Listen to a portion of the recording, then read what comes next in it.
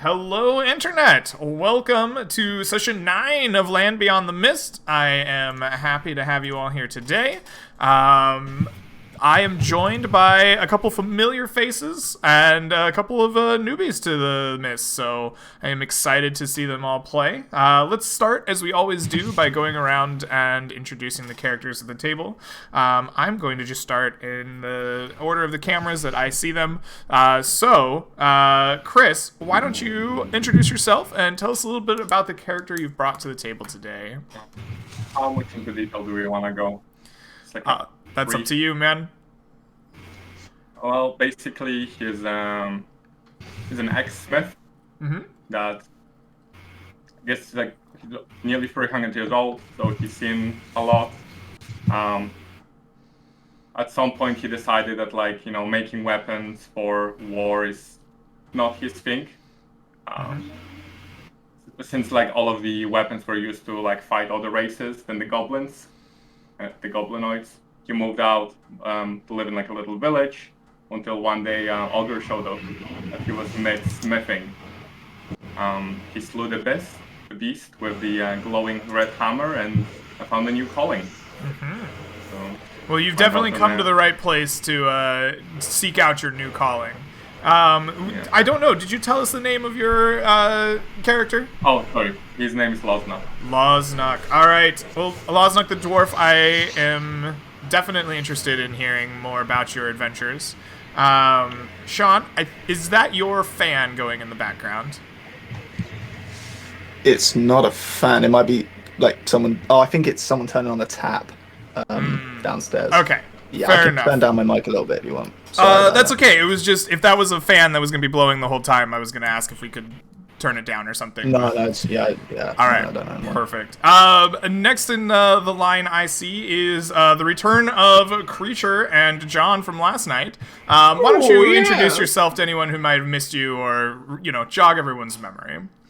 Creature is a strange entity who claims he is from the deep wood. He wears several pounds of rags on him at any given time.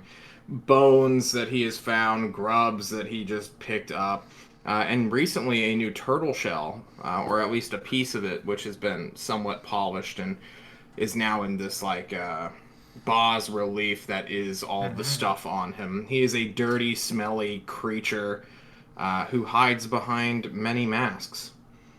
All right. Currently, he is also afflicted and smells kind of like rotting flesh. Well, you just got back from, I don't know, harrowing might not be the word you use for it, but a difficult adventure nonetheless, out in the mist. And you're turning right around and going out again. What is that doing to you as a character, How do you feel about this quick turnaround?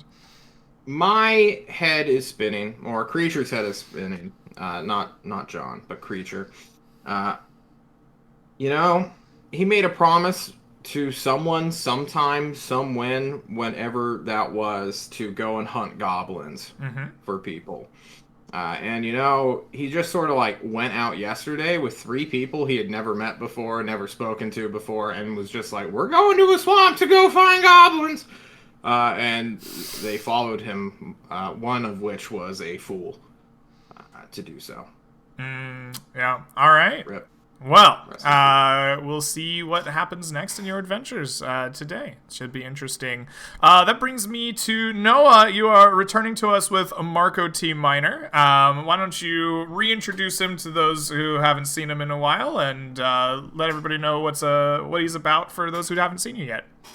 Yep, he's a dwarven war cleric. He's in the area to try and make things safe and make sure adventurers die. So for the last month, he's been getting drunk out of his ass, and he's been trying to cope with the fact that the first time he went out to help someone, Arthur died. And he's just been the whole time sitting in the tavern I could have done something different. I could have been up there. We could have taken them. They came out like wasps. You hit the nest and they just swarmed him. They did. I had to run. Yeah, and he's just been justifying it to himself the whole time. And I think at this point he's been living off the goodwill of others for so long. And after Sherazade died, who helped pay for the bounty for Big Jimmy, he's like, okay, I gotta get back out there. I gotta help people. And right. He's super disheveled. He smells about as good as Creature, and he's ready to help. All right. Well, it's good to see him get back up on his feet and head back out into the wilds. It should be an entertaining go of it. And last but certainly not least, Sean, why don't you introduce us to your character and let us know a little bit about him? Well, perhaps least, because he's a man of significantly less moral standing than it seems all of the other characters. He's about 30 years old, give or take a few years in either direction. He comes from a port city, somewhere in the kingdom, west, south, east. I'm not sure exactly where the sea lies. But he's made his money so far smuggling illicit goods in and out of the town. But on the side has done a little bit of thievery, and that has caught him in an inch or two of trouble. Most recently, he was lifting a shipment of spell components with a few friends, and in order to test the general sort of consistency and texture of some of the components, stuck his hand into a packet of bat guano and accidentally set the ship on fire. Oh no. After that, things got a little bit hot in the area, not just because it was on fire, but because, people reacted poorly when you try and steal all their stuff. And there was an uptick in the presence of the King's Guard, and he thought, well, rather than hang around here and eventually end up in the dungeon, I'll head to an area I know there's very little of that, sort of King's Guard hanging about, and made his way to the frontier. I mean, little did he know about, the legend of Flint Blacksteel, so he is, a little bit concerned about that. But, for the most part, it's probably safer. Though the experience did give him somewhat of an insight to the potential he has, perhaps, to do things with the arcane in the future, but we'll have to see how experienced he can get. Oh, very interesting. Well, you've definitely picked a good place here at the edge of the world to try to hide out from any past deeds. Tell me, has your illicit activity followed you here to Farfield Keep? Getting a little smuggling action going over the mountains? Well, not quite yet. I think he's just sort of settling in, trying to find, people who he can trust. And, so far that's just sort of led him to be sat around the tavern talking to people. Which, he encountered this, gentleman called Alexei, who I believe is a sort of older elf who had told him about some goblins that he had run into, who were carrying over their shoulder this big, chest full of gold. And, Elvis's eyes sort of turned like slot machines and he thinks, yeah, I see where this is going. So he's decided, get a posse together, get out there and see what money can be made. And if they find something of particular value, maybe someone back home might be interested in it. Maybe indeed. Well, awesome. So the four of you have gathered as Alvis has said, and decided to hunt down some goblins in the Howling Fields. So before we head out into the fields and begin our adventure, are there any preparations that the four of you would like to make in town? I think I would like to buy about 10 pounds of salt and just all sorts of food. Okay. Fresh food, if that's possible. Yeah, there is fresh food and rations available in the marketplace as you need. Okay. Do you want cabbages? So- There's a pretty good cabbage salesman who has. I might get to pick up a couple cabbages too. Oh, no. But yeah. So I guess I can just deduct the stuff based on the Yeah, PHP, right? it's just base prices in the PHP available in the market. If you need me to, I can look them up, but otherwise, yeah. I got it open. Okay, and that's, perfect. That's fine. Yeah, absolutely. Fresh food, salted rations, pounds of salt. The Farfield Keep economy is centered mainly around adventures, so adventuring gear is in good supply. I suppose Elvis might have had a little look around, perhaps beforehand, maybe a week or so in advance, and just seen if there's any expeditionary authority that go out into the Howling Fields and maybe could point him in the direction of whereabouts. You might be good to look for goblins. Is it the sort of northernly part of the Howling Fields? Is it closer to the keep or whatever? Sure. So you find fairly quickly that there's no real central authority to the adventuring parties. They just kind of come together on their own, head out, do their own thing. The closest thing to a central authority might be Flint and his keeping of the job board, although the job board, as you probably noticed, doesn't get updated quite often, as the success of jobs seems to be quite low at this point. But you spend some time looking around town, trying to put your ear to the flagwork and figure out what you can about the goblins. That to me sounds like you're using your charisma and your outgoingness to talk to people to investigate. So if you'll give me a charisma investigation check, and we'll call it DC 14 to find a good bit of information about goblins in town. Okay, just a second. Charisma investigation. So, okay. I think the hold on. So that might be with the intelligence modifier. Okay. Because it should be I think 20 instead of, it doesn't matter, yeah. That will definitely pass the 14. So you spend a good week investigating through town, listening to stories at the bar, and you hear tell of many a goblin encounter. It seems that some people encounter goblins in the swamps, that they have come into contact with them seeking out treasures at the edge of the western Howling Fields. But a lot of the word that you hear, rumors coming back, is of goblins in the far northwest of the Howling Fields, beyond the old manor, although probably not quite that far westward. That is where the goblin activity seems to be at its strongest, if word is to be believed. We've been somewhat informed by a member of our party that going near the swamp might be slightly on the dangerous side, so I think we might sort of be heading in the northerly direction then. Mm-hmm. That sounds like a good idea. Sure thing. Excellent. Any other preparations that the four of you would like to make before we head out? How much weight can the mule hold? I may have to leave stuff behind. Sure. Flat cover. How much? How much you need? 30 pounds. Yeah. What do you need 30 pounds of? Market. It's just creatures crazy shit. There's a pot. There's a bunch of broken bottles and glasswork that he just has collected over time. There's ape. There's some rope. Honestly, he should probably just get rid of the rope, but yeah, it's just stuff like that. The rope is the thing you're gonna get rid of, not the broken glass. I'm keeping it there. I need. Yeah, I'm also going to need to dump a few things on the donkey, maybe 30 pounds worth of food and a shovel. All right. And a shovel. How much I have a shovel? shovel. You can leave £5 yours behind if you want. I think I'll hang on to my shovel. I don't know how much Albus trusts The this donkey will. crazy bottle guy. I mean, if you can't trust somebody that keeps broken glass around, who can you trust? Man, where's I'm just- the mask? I think And he's- suddenly I think- everyone doesn't trust him. I trust Mark. He's. Oh, sorry, you go. Oh, I was just gonna say, Marco trusts Creature implicitly. Why? It's just a feeling. He's really good at reading people, and just through all the nonsense, I think Creature is a good creature. Is this a joke? No, you're a good creature. I'm happy you're here. So, I assume that our donkey is under the encumbrance threshold, and we're good to go. He might go into 1, but I think that reduces by 10 feet, right? Movement. Okay, so you have an encumbered donkey. That's going to slow you down in your overland travel, but that's fine. Okay. Let's assume it is for now. I might be able to carry it.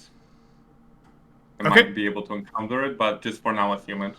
Okay, sounds good. I need to carry 65 pounds for you guys, right?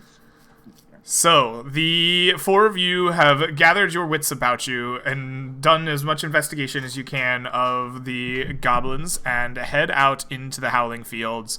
Which of you will be acting as our navigator? Probably me. Again. Creature, alright. So, Creature as navigator. I keep doing that. Yeah, my bad. Sorry. As at least it doesn't hit the stream when I do that. As the navigator, what I will need from you is a route that you intend to travel for the day and a pace.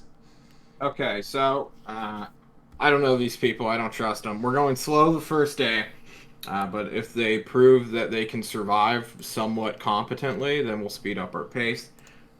We are not going straight north, but I kind of want to go like northwest for a little bit and then like shoot up. Okay.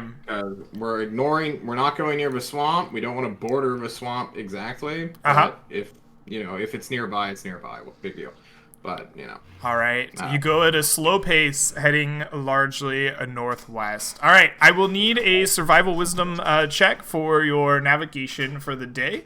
Your DC to hit in the first day, mostly going through pasture fields, is 10. All right. Is this at normal? You are going at a normal pace. No, you're going at a slow pace. I'm sorry. Yeah. So you have advantage on your navigation checks and foraging checks. Okay. 23, you are perfectly capable of navigating north by northwest and making your way across the kind of pasture lands and small towns and villages and little dirt roads that dot the area just around Farfield Keep. So I'm going to roll up some encounters for the day. While I do so, why don't you four tell me what it's like as you're adventuring through the pasture lands and area around town and eventually into the kind of flowing grassland that is the Howling Fields late in the day. When Albus is... Oh, sorry. You nerd, let me... Go ahead. Creature is the one leading you guys. He's bounding up and down through the tall grass, kind of leaping like a frog almost. I just want you all to have that in your minds as you describe yourselves. When Albus is going through the sort of villages around the periphery of the fort, I think he's going to spend a lot of his time, if we're going at a slow pace, trying to like cast his enchantment magic on like the local peasants or whatever, just to like get. So if anyone ever asks, he's just going to pass it off as he's doing like feng shui or whatever, and like trying to balance his chi. But really, and then every time like a peasant sort of looks at him with like a friendly face, he's going to sort of like skip over and see if they're like under his spell, and when they're not, he's just going to walk back like very like sullen and depressed and be like, "I've tried for like a month. And I still can't get these peasants to like me." That's pretty much what he's doing. Very nice. All right. Yep. I guess Lasnak is just walking through with a mug in his hand, refilling it every so often, enjoying the breeze, just wearing apron, shirtless, The shirtless dwarf, unafraid of falling into the open sky ahead of him, is enjoying the drink. Very nice. I like it. The four of you eventually make your way at a very slow pace to the edges of the Howling Fields late into the afternoon. The grasses rise up tall and thick in big patches. Occasional trees dot the fields, and there are slight hills, although very little in terms of elevation change. And as you make your way through here, the kind of sounds of wild birds and small rodents scampering across the fields kind of enter your ears. Your trip through the day is rather unmolested, and you soon find yourself at the edge of twilight, getting ready to make camp. You were unmolested in your first day of travel. What is it like as the four of you make your camp and get ready after a pretty uneventful first day of travel? I think Marco's really excited. Nothing went wrong. Nobody's dead. He's just smiling pretty broadly. He might ask Lozak for a drink. He's enjoying himself for the first time in a long while. Very nice. Alvis is just going to want to set up some caltrops, like slightly around the camp, just to trap that. If anything runs us, hopefully it will break its leg on it or whatever. Those are some serious caltrops if they're going to be breaking legs on it. Well, you never know. Well, maybe. All right. How far away from the camp do you place the caltrops, and how many do you place? Very close. Would we have like our backs to anything like a large stone or like a thick tree? Sure, yeah. Like we'll call it a large. You find a good place where there's a clearing and some of the larger grasses around you, and a big stone kind of boulder to kind of block wind and other nasties. You can kind of build a fire next to it. Yeah. Okay, so then. Sorry. Oh, sorry, go on. He'll place them sort of on one of the sides, so the stone will be behind us, and then caltrops in front and to the side. So trying to sort of choke point them in from one specific direction if we're attacked. Okay. So he'll use probably like 6 or something like that. I don't know. Okay. Sounds good. What were you saying there, Losnuk? This would have been part of a prep. I completely forgot. Would it be possible to get 10 silver slingshots for like a silver piece, since I'm a smith? Just melt a coin like at the prep. You have there isn't silver anything. weapons. I just mean like a sling ball made out of silver coin, you know? It's like a So melted one. you can silver a weapon or 10 pieces of ammunition for 100 gold pieces. If you have 100 gold pieces to spend, then yes. Okay, I guess that's a no. Okay. All right. So, the 4 of you set up in camp then around this small fire, waiting night to fall. Who is it during the night? Number 1, it is Losnuk. Losnuk, you are the first to take watch during the night as the rest of your party goes to sleep. What is it that you do during your watch?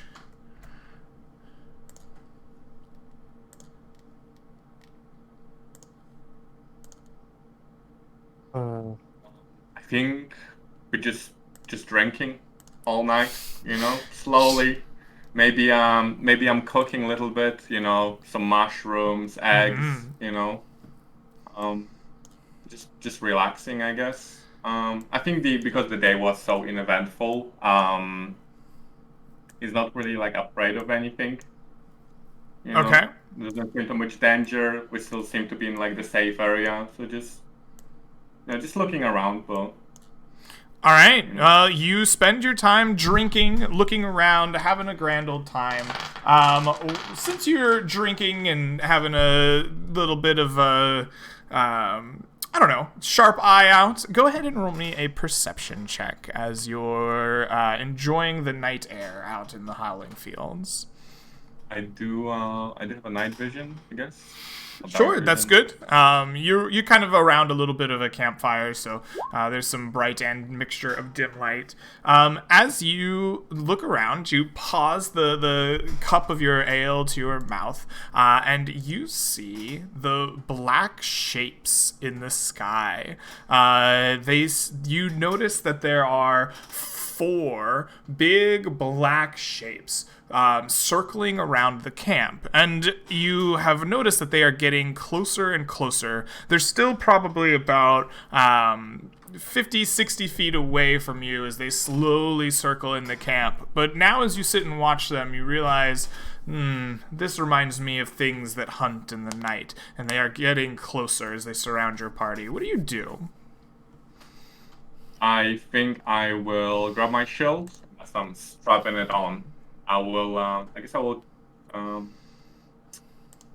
kick our miner up to wake up, since I know he's been around. Maybe heard the stories from him about such creatures.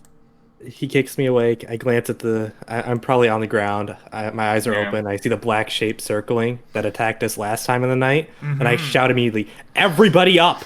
Get ready for combat. They're going to descend." I grab my bow. And I just shoot one. All right, you Little did you know shout. creature wasn't sleeping at all this night. You shout Oh, and wake the entire party. Rouse to battle! And as you do, you hear the cries of the creatures now descending rapidly down onto the party. And I believe we should roll ourselves some initiative against the great black shapes. Let me move you over to a camp I've been putting together for you. And I will try to make this more viewable for our good friends on the stream.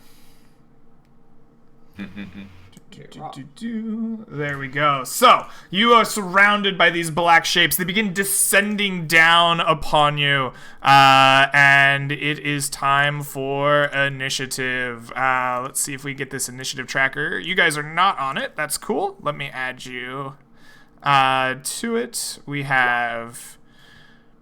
Oh, Loznuk is on it. We will need creature... We will need Alvis.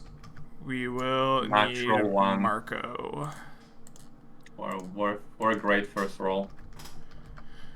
You got it out early. You know what? I think what's happening here. I think Loznuk is finishing his drink. Gotta finish the drink and get that way. You're acting very casual for a man who's about to die. Can you have a bit more urgency in your tone of voice, please? Just oversized chicken. Just an oversized chicken, he says. Alrighty. Well, the first to react as you are roused from your sleep in the middle of the night by the shouts of Marco are the giant creatures themselves. The birds become descending down upon the nearest targets that they can. The first comes flying down in a swoop at creature. You are the target nearest to it, and it will attempt to bite at you with its mighty beak for a 22 into your fleshy bits. Yeah, that's gonna do it, Chief. That's gonna do it? Alright. It does 7 piercing damage as it swoops in, its beak tearing at your flesh through the, strange hobgobbled armor together. The second bird comes in. It usually likes to hunt in a pack, but it's going to come at this target instead. And I believe that is our good friend Alvis Butcher. You are torn at by its beak as well with a 23 to hit. I assume that will get you. Wait, is it coming at me or? Yeah. This here is Alvis, correct? No, that's me. Oh, I'm the square. You're the square. Okay. No. Instead, it comes at Loznuk, the dwarf. Does a 23 hit you? Yeah, it does. It does. Loznuk, you are pierced for 10 points of damage as the bird rips into your flesh. This one here will swoop in at Marco, the one shouting at the top of his voice for the party to rouse. Marco, you are attacked with a 13. Does that hit you? You think I would have had time to grab my shield, which was next to me? Because I am grabbing my weapon. Donning armor takes time, but grabbing a shield lying next to you, I think, is reasonable. Then my AC is 14. I spin around, block the hit. Nice. You bash away the creature with your shield. The final one comes in, this time getting Alvis, and it will rend at you with its beak, critting you for 15 points of damage. Wow. I'm down. Yeah, I'm pretty down. All right, Alvis. Tough start. Creature, you've been rendered, or you've been rended by this beaked creature. What do you do? Well, my good friend Greg, who is killing our rogues one after the next, Yeah. I was looking. Can I point out the creature next to me and you shout to attack this one? Sure. Your friends are shouting at you, creature, to attack the one in front of it. I don't speak common. Okay, guys, let's be real. I am going to wild shape with Serpentor's Blessing here, or whatever the hell that thing was called, and turn into a weird, mangled, mangy, rib cage showing, slightly bioluminescent of green and grossness direwolf. Oh, excellent. All right. Let me find a suitable token for you. There.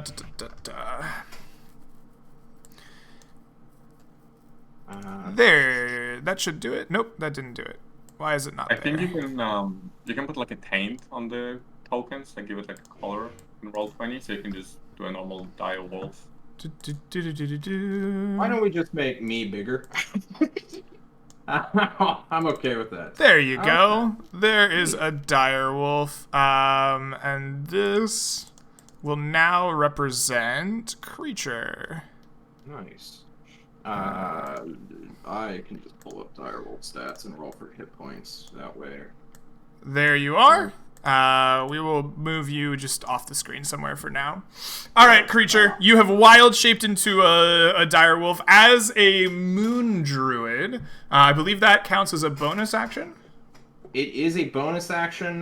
Dire wolves are size large if you care about token size at this moment. Do you want me to roll for hit points? Sure thing. Why don't you roll 5d10 plus 10? Plus 10? Okay, wow, that was really bad.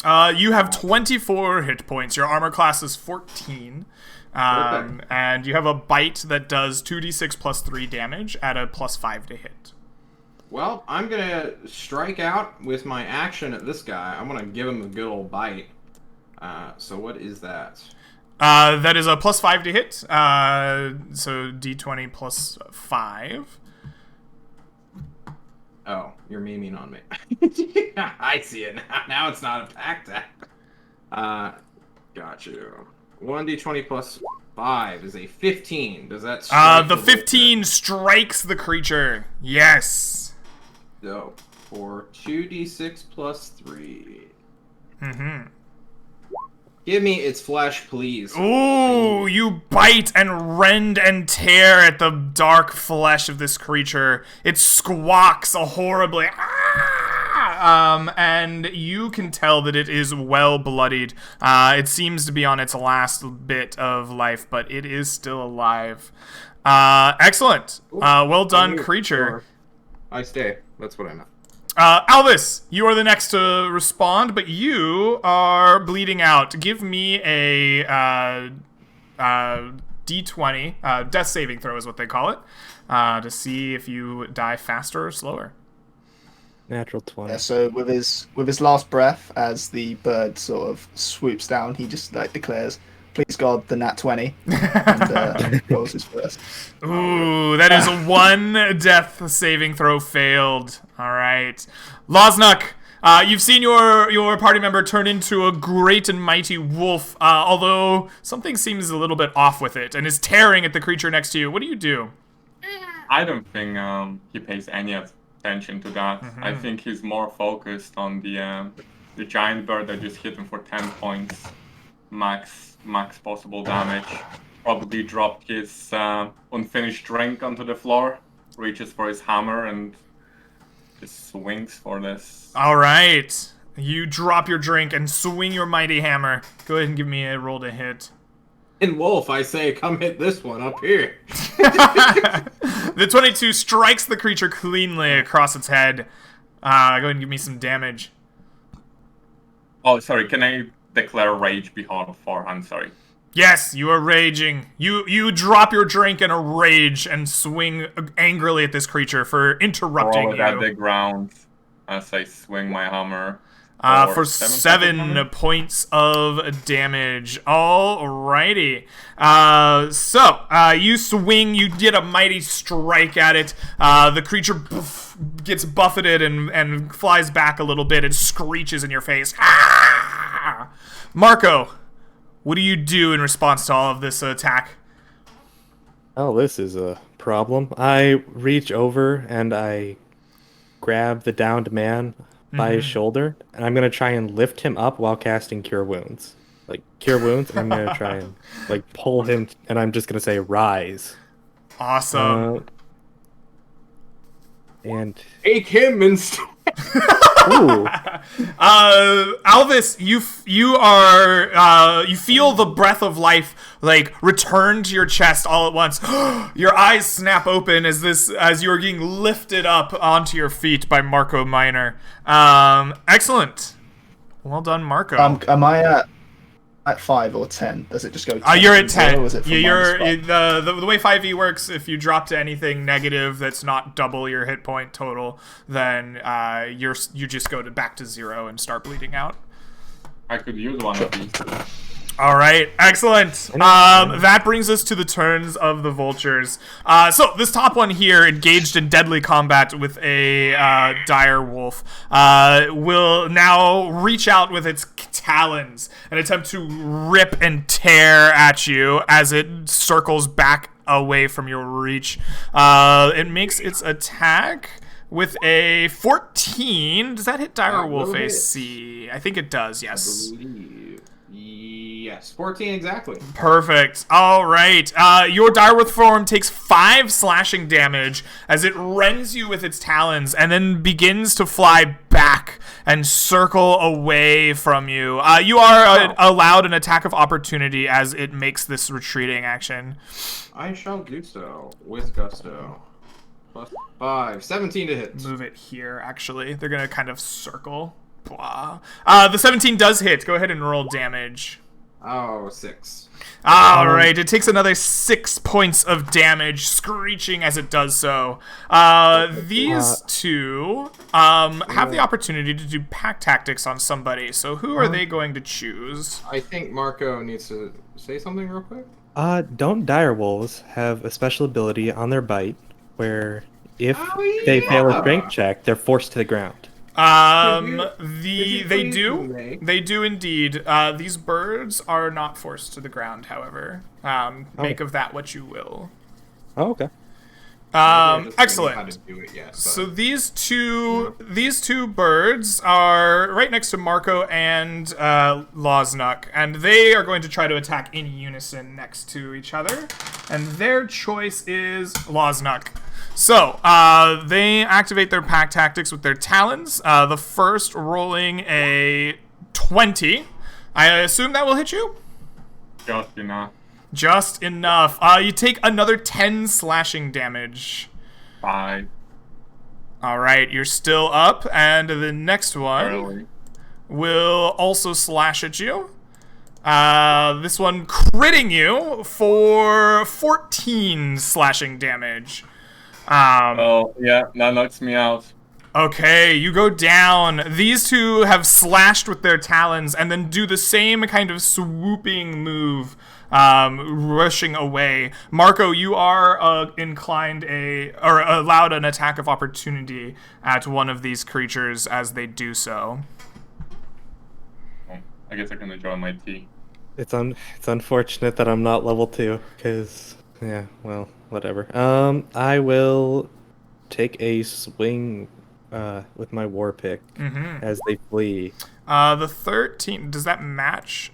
Or is that too slow? That matches. Go ahead and roll damage. Oh, that's actually more than matching. Yeah, you're fine.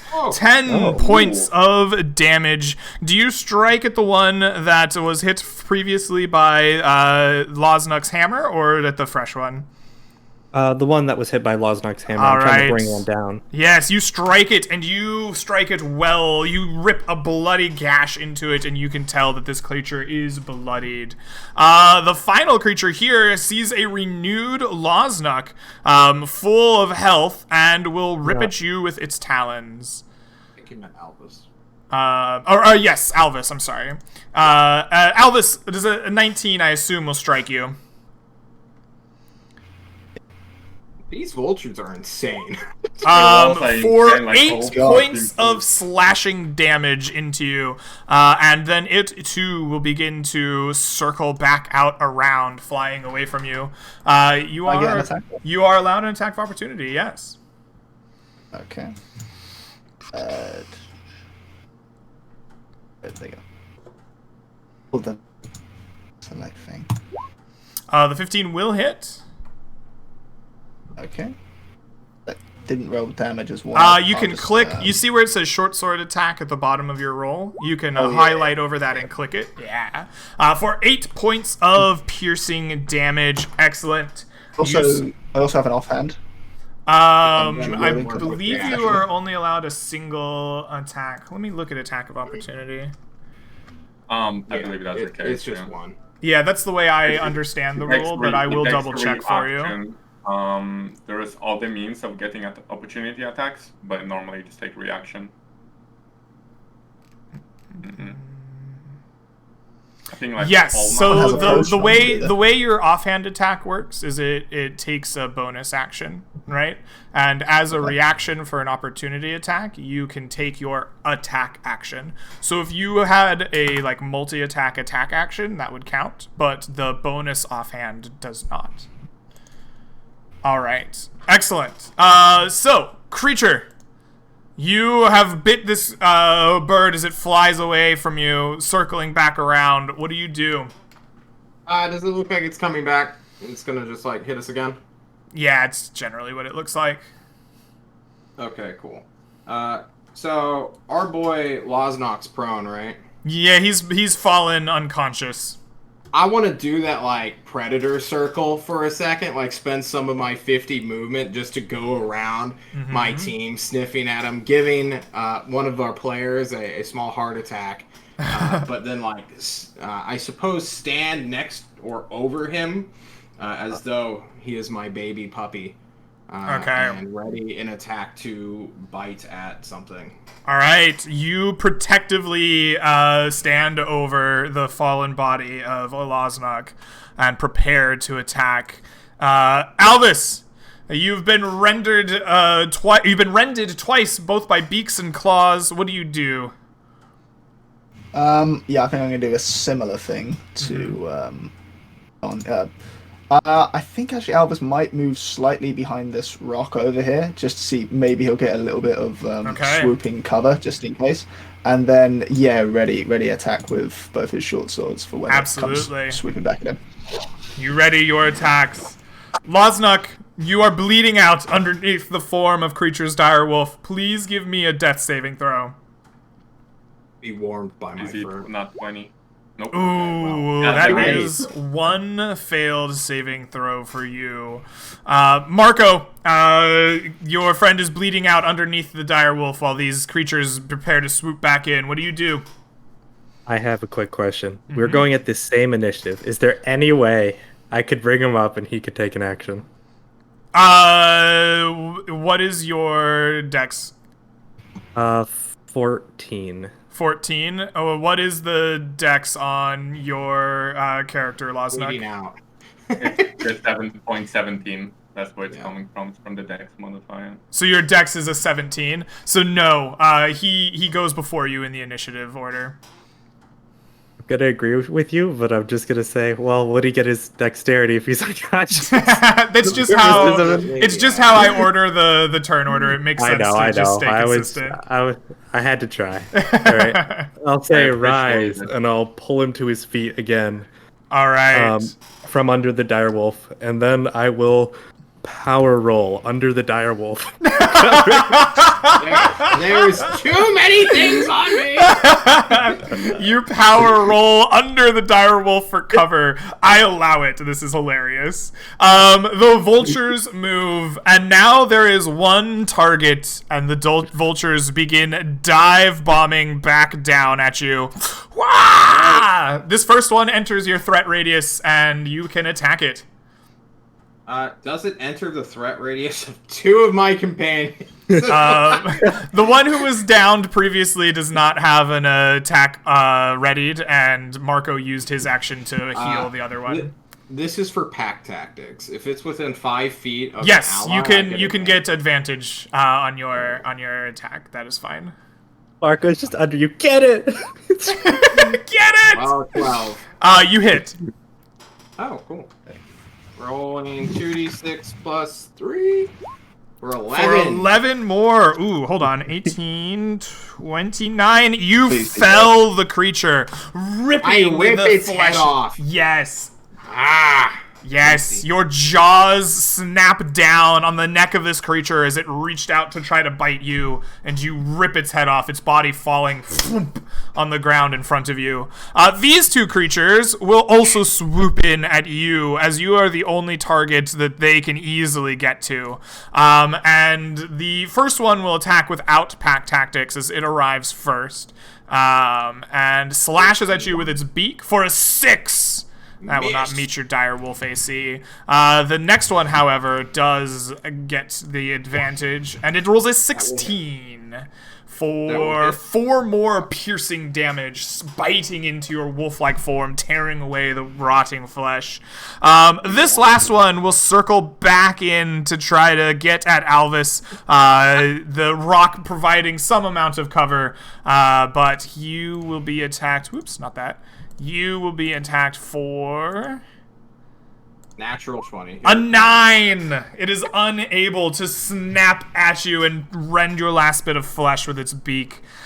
Creature, you are surrounded by 2 of these black winged birds. What do you do? I'm doing that like weird dog shuffle where I can't tell which one I should hit.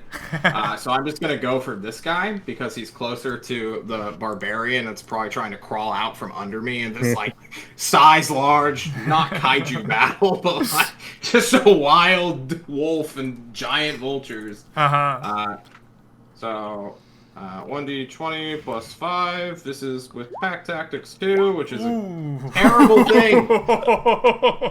My teeth break. Yeah, actually, it's a cool, like, slightly rotting, very, like, gross direwolf form that you've created. But unfortunately, your teeth are a little more brittle because of that. And you find the wrong ones. They, like, fall off into the feathers of the creature. All right. That is not the end of my turn, Okay. however. As a bonus action, I will be using my Combat Wild Shape ability, which lets me spend a druid spell, no, just a spell slot.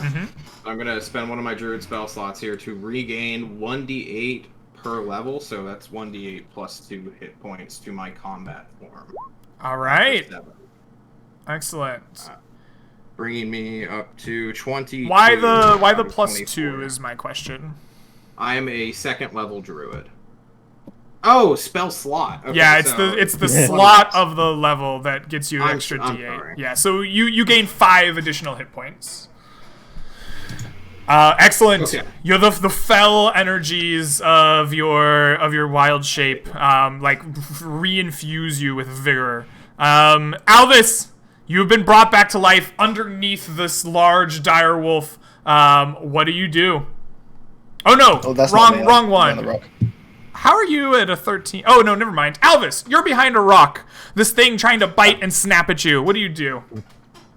Alvis has got both his swords out. I think he's going to start sort of swinging them in a figure of 8 to create some sort of shield to like stop it from being pecked at. And when it sticks its head in, he's hoping to like lop both of its lop its heads off with both swords. So he's going to, assuming that's happened for the Yeah, the sake absolutely, of, absolutely. Go ahead and roll to hit. Yep. So. Ooh, your first short sword tries to lash out and get it, but its head is too quick. Pulls it back. You have a offhand weapon as well? Yeah. So that should be this. The 18 will strike, yes. Go ahead and roll damage. 6 piercing damage. You strike it. Unfortunately, you are unable to lop its head off, but you cut a deep V into like its long, reaching neck, and you have bloodied the creature in front of you. Excellent. Now, Loznuk, you've been brought back to life underneath the great direwolf. What do you do?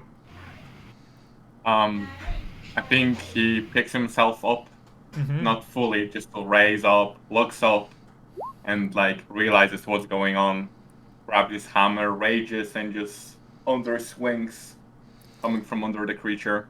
All right. Go ahead and roll to hit for me with a 19.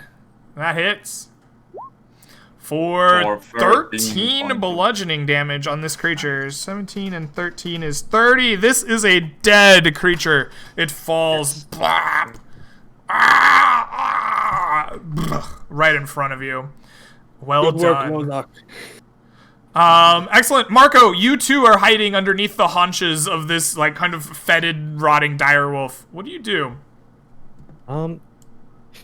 The flanking isn't a thing, so I'm just gonna. All right. I'm gonna move out, and I will join my brothers in combat, and I'll take 2 swings using my war cleric ability. 14 All right. hits. The 14 does hit. And I'll take my second one. Oh, okay. Ooh, wow. So What a it's hero. 9 plus another 10, so 19 damage. 19 damage. You take 2 mighty swings with your war pick. The first connecting, the second coming into the same spot and ripping deeper and truer into the flesh. The creature screams in pain but does not go down. Excellent. The Vulture's turn. The Vulture has 3 targets now in front of it to rend at with its talons. And it chooses Marco. Marco, you are attacked by the talons as it wheels its body and goes to circle back through. It doesn't have its friends near it anymore. Sad. But it does crit you with its talons. Whew, hot dice. What is this? You take 16 points of slashing damage. Are you still up? Down. You are downed. Yeah. And the creature will wheel away from the remaining 2 of you. You are allowed opportunity attacks. The 13 and the... Pack Tactics, right. yeah. You hit. Okay. But do I kill? Likely? 9. Very likely. 28 is... Yeah. Yes, actually. In fact, you do. Before Loznak even has a chance to swing, you slay the creature, and it blap, falls out of the sky in front of you. Paws on the back of its wings, just ripping its Yeah. head off. Yeah, it is rough. This last one here will still be striking at our friend Alvis behind the rock. It reaches out with its talons to scrape at you before rushing away with a with a crit. God's sake. For 31 slashing or 21 slashing. Oh my goodness. Yeah. So, well, that's 21 damage. That's 21 damage. Yeah. Does that kill you? Wait, is that the second? Yeah, he's Yeah, dead. that's Oh no. like minus 15 or something like that. Yeah. Oh, wait, more What than is that, your more than maximum HP? that. 10. Okay, so that will bring kill you you. below minus 10. Wait. Hang on. Yeah. How much health do you have? That might not instantly He kill has you. 2. I was at 2. Yeah. Okay, so So he's that's... at minus he's at- 13. His max is 10. He's done. Is that how that works? I thought you have to do, like, his health pool again in negatives to kill him. No, He did. That what happened? his max HP Yes, for okay. current HP. Yeah. But he only got 2 HP, 10 max. That's 12. Right? Okay. Yeah. Yeah. I forgot he got hit again. I thought he was still at 10 from cure wounds. Okay. All right. Only that thing had a morale check from all its dead friends. But If only. never mind. If only. And it wheels back around, circling the party. Creature, what do you do? I don't even see Alvis die. I just smell the blood. I guess I bound leap, and if it's like in the air a little bit, I'm gonna like try to grab it down with my toothy maw. All right, you attempt to wrestle the creature down. We will have opposed athletics checks.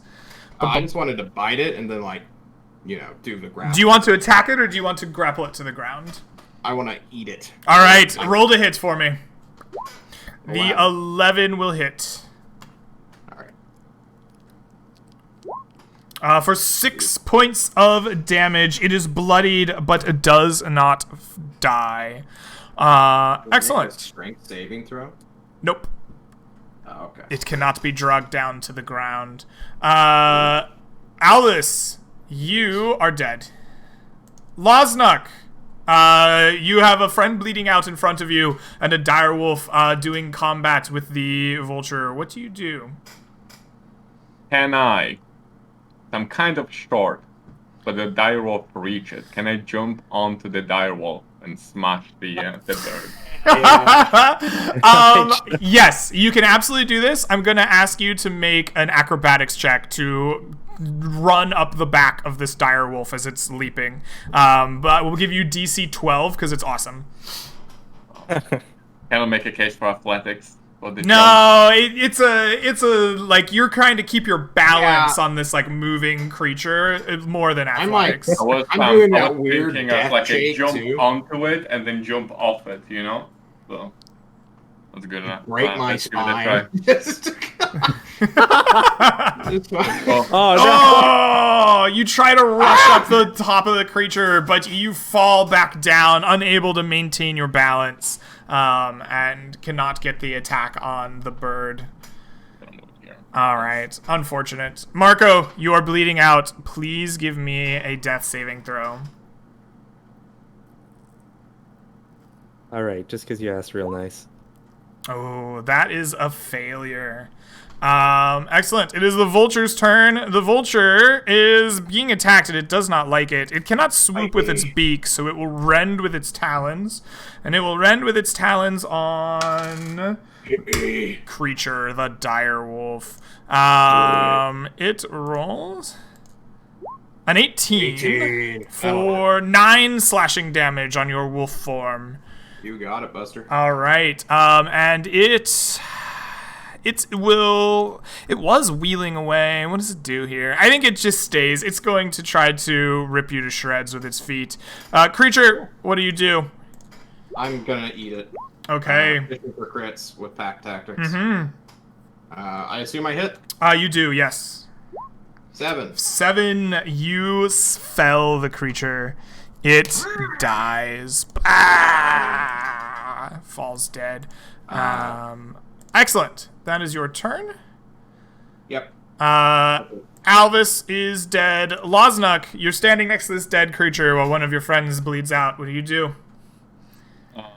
I presume I did notice Mark go down. So I think I'm just gonna run back, drop my hammer, and I guess do my best to stabilize him. All right, you will attempt to make a survival check. DC 10, I believe, is the number. Hold on, let me check about. Do you Oh wait, need... that's a wrong roll. That's supposed to be medicine, which it's +2, so it still will be 10. So if it's 10, it passes. Let me check the stabilizing rules And it here. passes, like survival. Because I think don't we're- remember if you need to have a kit or not. I think You- if you I have a think kit, kid guarantees you without the check. And otherwise you have to make a check. Yeah. It's kind of, you get to decide. It's just like any other skill check, right? So if he's like horribly mangled, you could DC break 10 down. medicine check. Yep. You stabilize him. Yeah, that would have been 10. Yep. You stabilize him. If that is a 10 exactly, you roll exactly what you need. Marco, you are back to 0 HP, no longer bleeding out, and you will awake with 1 hit point in 2 hours. Okay. Our good friend Alvis, you've died. Yeah. Do you want to stick And the around? ghost of. I'll probably back out, but I think Yeah. the ghost of Alvis is just circling around the camp, whispering to Marco, "You failed. You lost another friend." I think we go to Marco's unconscious body and he's twitching. He's like, "Is Elvis okay?" Luckily, Mark is good at digging, so I'm sure he will dig you a nice grave. I appreciate that. Okay, We got the I first doubles. Do we want no, to it was a good time. do a break to reset cameras? or- Yeah, sure. Why don't we've been going for just over an hour, sadly. Why don't we take a break? We'll figure out how we're going to do cams and whatever, and we will come back on the other side. See you all in a little bit.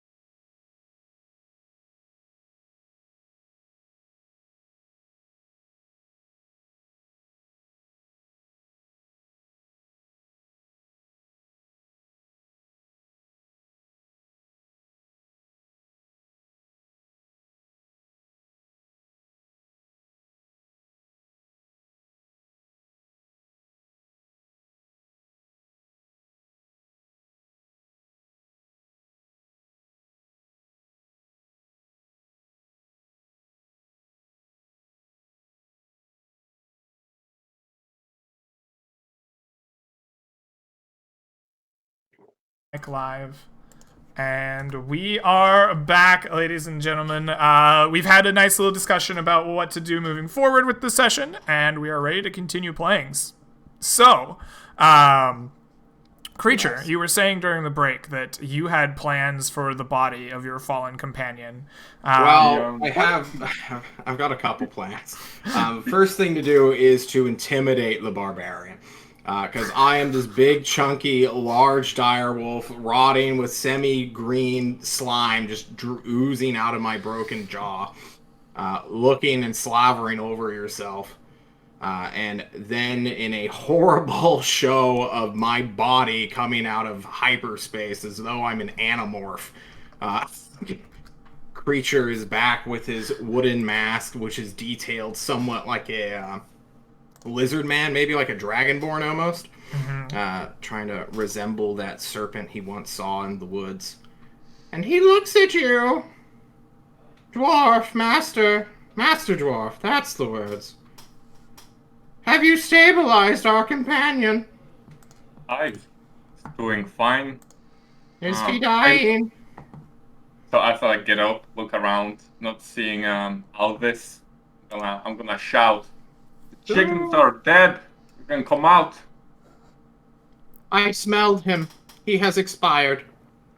I must tend to his body if this one is okay. Things need to happen, or else his spirits may come back. His corpse may rise, and we don't want that. Are you injured? 7 HP out of 17. So I will heal you with cure wounds. Come drink my green blood. I will heal you for 7 healing. Okay. Drip dropping my green ichor. That is probably more bloody than green. I just like the color green, I suppose. Still with a little bit of a confused expression after what you just said. Thank you. Why you need to me? Because I don't want you getting in my way. Fair. Okay, true. The barbarian can guard his fallen brother. I go behind the rock with a knife. And I need to get a couple of things from the sky, and I promise you, or Creature promises you, you do not wish to see what will transpire.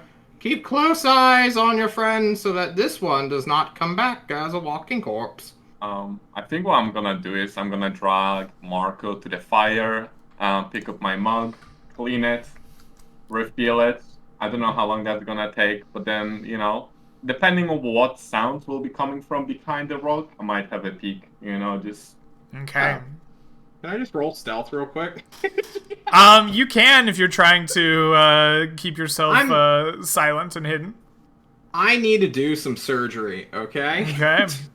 So, what would you like? I need some organs from this guy. I need his, liver, his heart, part of his... I need some kind of bone of his, really. Are you proficient in butchering or in some kind of... Do you have skills that can be applied to this? I'm a medicine-trained veterinarian kind? No, probably not. I have I have all the wisdom stuff, but background, I don't think he knows exactly what he's doing. Mm-hmm.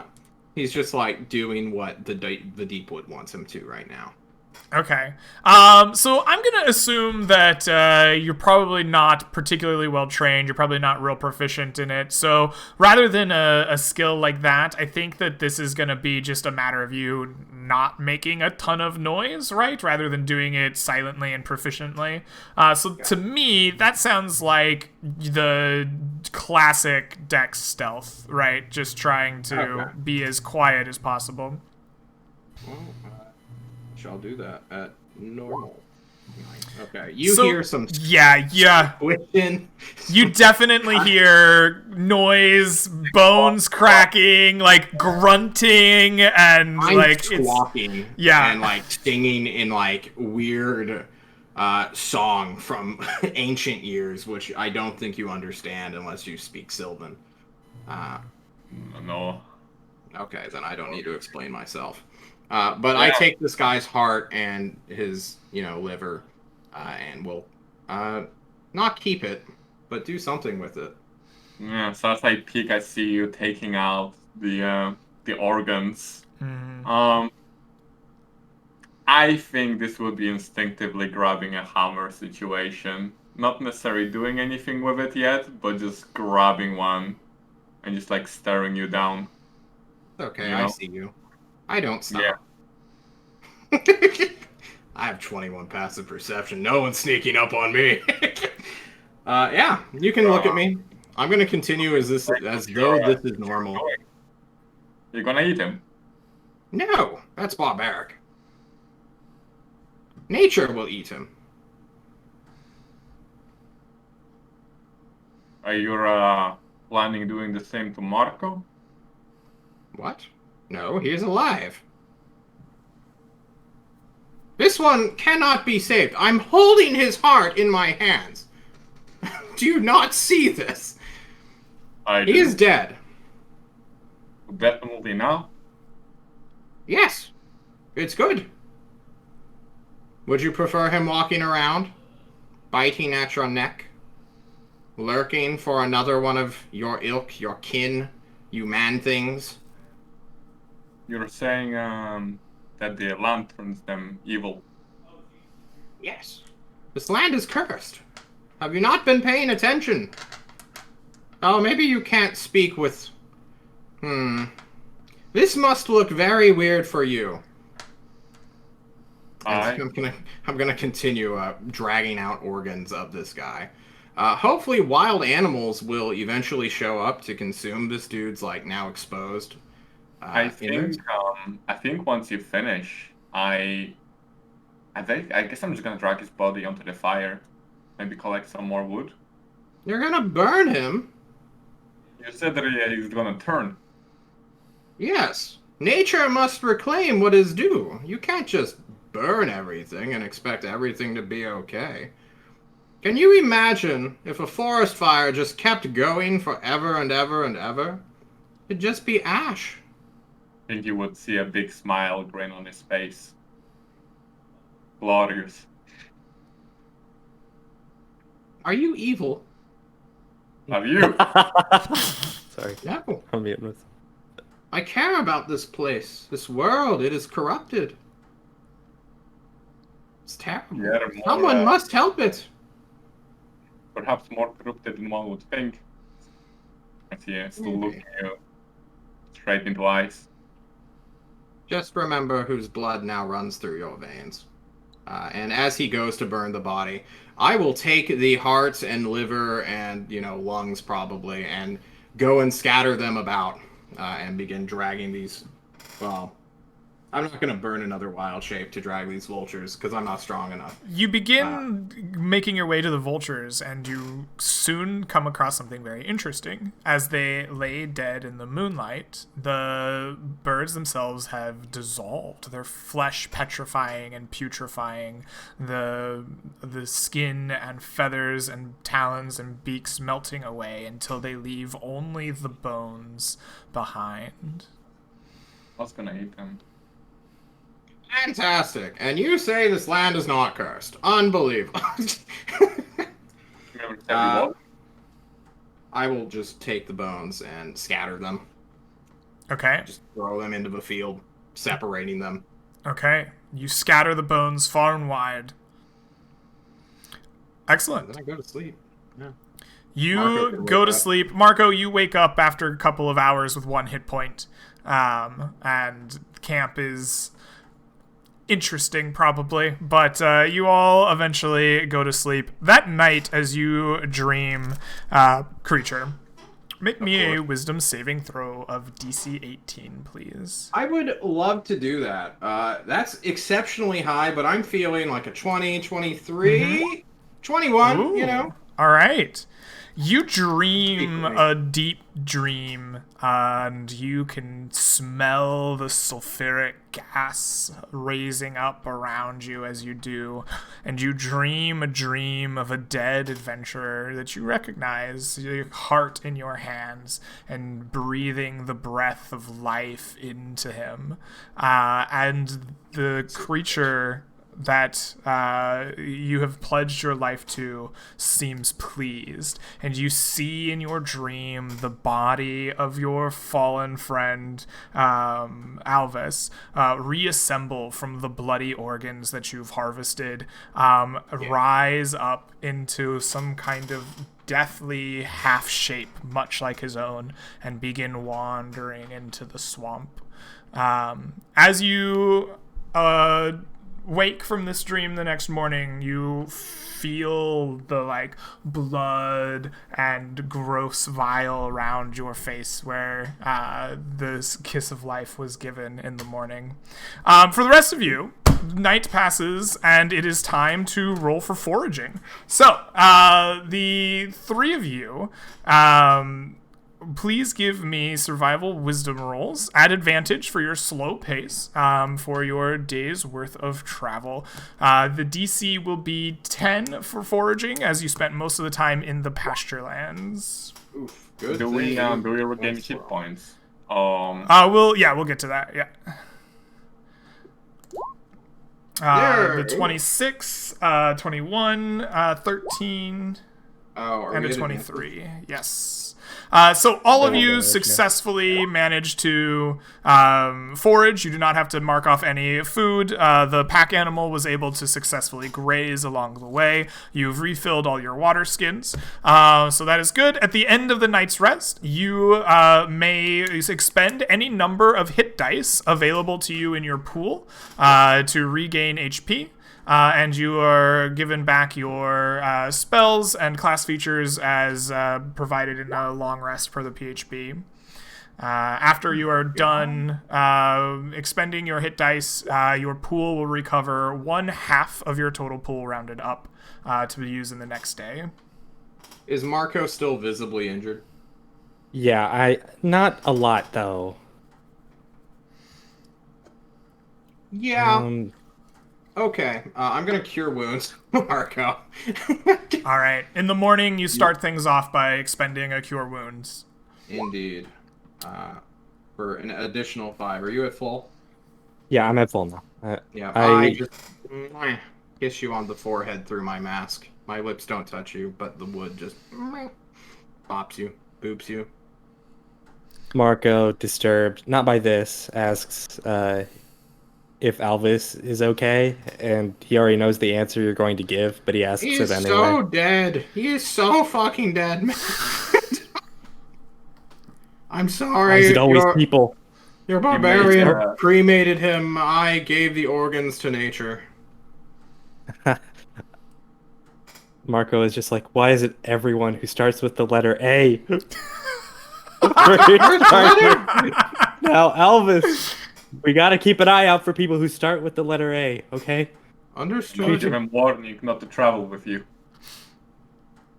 Be a creature. Maybe you are cursed. Can I, begin to ritually cast Detect Magic or something? This guy. Sure, you spend 10 minutes in the morning casting Detect Magic. There is no curse on Marco T. Minor. You are cursed. That is horrible news. Marcos just nods. He doesn't care either way. It's just... It's terrible. Land has cursed us all, though. Yeah, in his Think mind, nothing of it. they'd all be dead if it wasn't for him, okay? Listen, he brought up Lozak, he brought up Alvis, even though that didn't save him. He tried his best, damn it. Alright? And I'm sure he saved some lives. Feel proud of yourself. All right. So the three of you ready yourself in the morning and begin exploration once again. Tell me, where do you go, Navigator? What is your intended route for the day, and what is the pace that you'll be traveling? I need to... Should we just go scout the goblins, or do you still think we should go and, murder them all? Not that I'm saying we can't do that, but that was a pretty pathetic showing, guys. Not. We're But down a man. much bigger once they got close. When wasn't expecting them to be so. Yeah, there was some tactical decisions we could have improved upon. Like, I felt like I could have done something if I was, like, alerted to the threat. Because I can become a giant freaking wolf monster, which is nice to have on your side, right? So maybe wake me up when stuff is going down.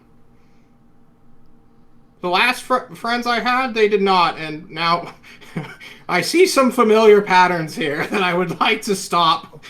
Marco will stop you. I screamed as soon as he kicked me away. You did. But Thank you. You are a good companion to have, a trusted ally. However, why don't you wake us both up and stop being so disgusted by me just because I look weird? But it's not about the way you look, but the things you do at night. Look, we all have urges we must fulfill. But, I don't question judge. you. I don't question the bear when it scratches its back against a tree, okay? Perhaps if you didn't involve my body in the future, I'll be Don't more worry keen about not your to body. question it. However, I won't Even- sacrifice you. You're a dwarf from some mountain. We'll inter you as you desire. But man flesh must return back to nature where it originated from. Not the stone, where there's nothing of value. I think there's a sign of relief on my face as he says that. He's not gonna cut me up. Good. Definitely gonna be sleeping better. Yeah. Yeah, good. And I'm a trustworthy guy. So I guess we're gonna head north with intentions of not fighting more vultures and instead fighting goblins. Okay. North you'll go. At what pace will you be traveling? Still at slow, because Okay. these guys definitely need it. All right. So you set off northward at a slow pace. Go ahead and give me a survival wisdom check at advantage. Your DC for navigation in the flow flat plains of the Howling Fields is a 10. And so you manage it. You can keep yourself and your party traveling northward, finding the best routes through the long grasses as you make your way forward. Do we ever get to see the swamp? Like, is there ever a point? You specifically said you wanted to avoid getting close to the swamp at the start, so Yeah, I had... but maybe if we're on a hill, right, and we can just see out for a little bit. I just want to look at it. There's not a lot of change in elevation in the Howling Fields. Let's see. No, in fact, you're in a particularly flat part of the Howling Fields. You do not see... You're unable to see the swamp from this direction. Understood. So, while I roll up encounters for the day, why don't you all tell me what it's like as you are heading slowly through the Howling Fields here on your second day out and adventuring. How is the party traveling? What is the mood like? What are you doing? I'm a jumping bean. yeah, Marco's singing a sad song to himself. He's like, Elvis and Arthur, they didn't make it much farther. They're gone forever. And then he's like, he's just having a bad day. You know what? If you're singing, I'm probably gonna sing with you and share a drink too. Trying to forget the events of last night. Yeah. The Marco will butchering take that of drink. Companion. These are a weird bunch I'm working with. Marco's just breaking down, okay? It's okay. I'm here for you. All right. So I'm not like your other friends, apparently. The sing-song continues as you approach midday, and about the time that you do, it is Loznuk who spots out in the fields a strange thing. There's an odd shape in the Howling Fields next to an old tree that's kind of this large willow almost, the way it hangs down. And underneath the hanging branches of it, there's an odd shape that, as you look at it, appears to be vaguely humanoid in shape, but is much too big and blocky. Seems to be made of some kind of metal or stone, hard to tell from this distance, and it is covered in like this yellow fuzz. What do you do? Okay. I'm gonna point it out to the party. I I look want at to it. make you aware of when I see something. There it is. I look to creature. Is it safe to go near? How far away are we from it? You are Oh. 160 feet from this at the moment. I need to roll die real quick. There we go. I'm back. We are 160 feet, you said? Yep. Yeah, we can go look. All right. Well, should I I need to get alert within it? like 60 feet of it to truly eyeball it. My eyes are Good. good, but not that good.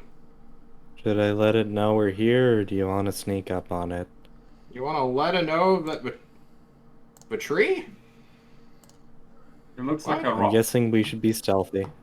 So I'll just be Marco will just shut up and then be stealthy for a bit. Okay. Yeah, or I you can slink begin forward. to sneak your way forward to this tree and the shape covered in yellow fuzz. As you approach closer and begin to look at the shape more closely, you recognize it to be a powered down golem. The chest cavity is propped open, which gave it the kind of strange blocky shape from a distance. And inside, there are sockets for 2 fist-sized stones. One is empty, and the other is in place, socketed in. It is about the size of a fist, and it is of a dull blue, mineral looking material. Can I use like my either smithing or tinker's tool proficiency to inspect this thing? Absolutely. So you're gonna walk up to it and take out your tools to get a good look at it. Yeah, I have tinker's tools. All right, you that's take out your more tinkerer's tools and begin to approach the golem. As soon as you step into the radius of the 10 feet of the golem, the yellow fuzz growing all over it poofs out in a cloud around you. This cloud of spores causes you to choke and cough and sputter. And please make me a DC 15 Constitution saving throw against poison. Oh, I think I'm a dwarf, right? So I get advantage. You on do get these? advantage, yes. Ooh, that's good. That's Ah, yes, the poisonous yellow fuzzy spores. I remember learning. All right.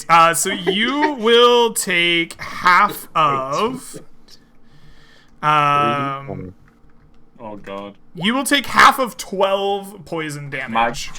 Wow. You take 6 poison damage from the sputtering cloud, but you are otherwise unaffected by the poison. And you can sit in this choking cloud of spores and inspect the mineral. Are you resistant to poison damage? Am I resistant or? I don't believe any level 1 character is resistant to poison damage. You know, I don't know dwarves, to be honest. Everyone just very. No. think Damage you get resistance is advantage. hard to come by unless you're a barbarian and you're raging. But even then. Okay. How do you feel? I think they do have resistance I to wouldn't poison. enter the zone. Your puny races probably will pass out in this. You're right. Have fun playing with the stone golem so that it can club your head in. All It looks right. like you do have resistance. Oh, they do. Okay, you take half of that 6, so 3. Oh, okay. You take Ice 3 plus. points of poison damage. Okay. I that's- didn't realize that they had resistance to it as well. Good call. Yeah, I thought it was a reason. So you sit in the cloud of spores and take out your tinkering tools and begin examining the mineral. What are you trying to find? So do you wanna give me the description again? So I can Yeah, so visualize the it? interior of this golem has kind of 2 sockets for stones, kind of suspended above the kind of empty chamber. One of them is empty, the like metal socketing just cupping empty air. The other has a dull bluish mineral that's shaped into a sphere about the size of your fist that is in place. I think to get the general idea of, it seems like it's probably something that powers it. I guess maybe get a feeling for that, and possibly the means of removing it out. I guess I could do like, before I would do that, I probably would do like an Arcana check or something on it, but I don't think I will get much info on that. Okay. Are you're trained in the arcane workings of minerals, I assume? I only have, they have like a proficiency, I think, with the history about stones. This is some sort of a stone, but I don't know if it would qualify it. What's Okay. a goblin made out of? Tell us if it's limestone. Limestone's really boring. I can do a history check for the stone itself, if it's considered a Sure. Oh, no, it's You origin- can sorry, it's you can stonework. attempt to make Never a mind. stone cutting It's check to see if you know the origins of this mineral. It's stonework specifically, so I don't know if that qualifies it. I mean, but- it's shaped mineral, so that sounds like stonework to me. No. Fair.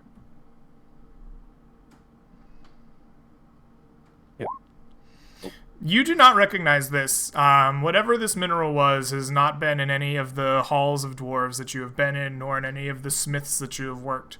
It seems to be alien to the south, and maybe something from the lands up here in the mists that you have not yet encountered. So while I'm wearing gloves, I wanna just like touch it. Maybe just like roll my finger over the surface of it. You run your finger over the surface of it, and you scrape away the yellow fuzz just growing over it, kind of cleaning it off, revealing this kind of dullish blue sphere in its like full glory Okay. in the socket. Nothing If you happens. turn it though. on, you can't bring it home. Just remember that. Perhaps I will take off my glove and touch it with a bare finger. Okay. It is surprisingly cold to the touch, as if it is absorbing the like ambient heat around it. Like you touch it, and it's like touching ice to your bare finger. Okay, I think. Well, this looks valuable, and as I do that, I will attempt to remove it. Okay. You have Tinker's tools that you are proficient with, I assume. Go ahead and give me a Tinker's tools check to safely and easily remove Is that dexterity or? Yeah, I think that sounds like dexterity to me to use. So is there a different attribute that you think is more fitting? I could use strength if we're talking about just Just jamming it out, ripping but- it out. I don't know. I feel like I think dexterity I is want to be more careful appropriate with than it, though. strength. I think I want to be gentle with it. Okay, So, yeah. No, you are able to remove the stone, but unfortunately, in the process of doing so, your tools scrape and scar the stonework, and the mineral that comes out is broken into a couple of pieces in your hands. It is ice cold to the touch still, but it does not come out in a nice, clean sphere. Oh well. I will take it out, show it to the party, kind of like this. Ooh, you can put it in my bag of glass. Here. Shuffle my alchemy kit, which is probably way broken. I guess I will turn to Marco instead after he says that. Can I try and figure out what this was? Yeah. What are you trying to figure out? You know, I worked in a mine my whole life. I'm trying to figure out what this gemstone was before he broke it into pieces. I'm trying to like use Mohs hardness scale, see how tough it is, look at the coloration and general geometric shape it broke into, try and get a good idea. It's dull and bluish. It doesn't remind you of a gemstone as much as it does like a mineral deposit. It's not a diamond or a crystal. It seems mineral in some way. It is soft. It is not a particularly hard or brittle metal. It's similar maybe to gold in that it is soft, easily gouged and broken. It is entirely ice cold to the touch, and it is not something that you have seen in the mines. Your dwarven companion and yourself could not place it from somewhere in the south that you've seen before. I guess we could use the wizard. I looked to Right, Lozak. but Yeah, we could use a wizard to identify it.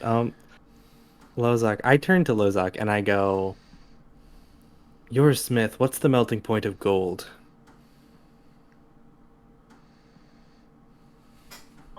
It shouldn't be that high. Well, do we want to do a check? Just Google it.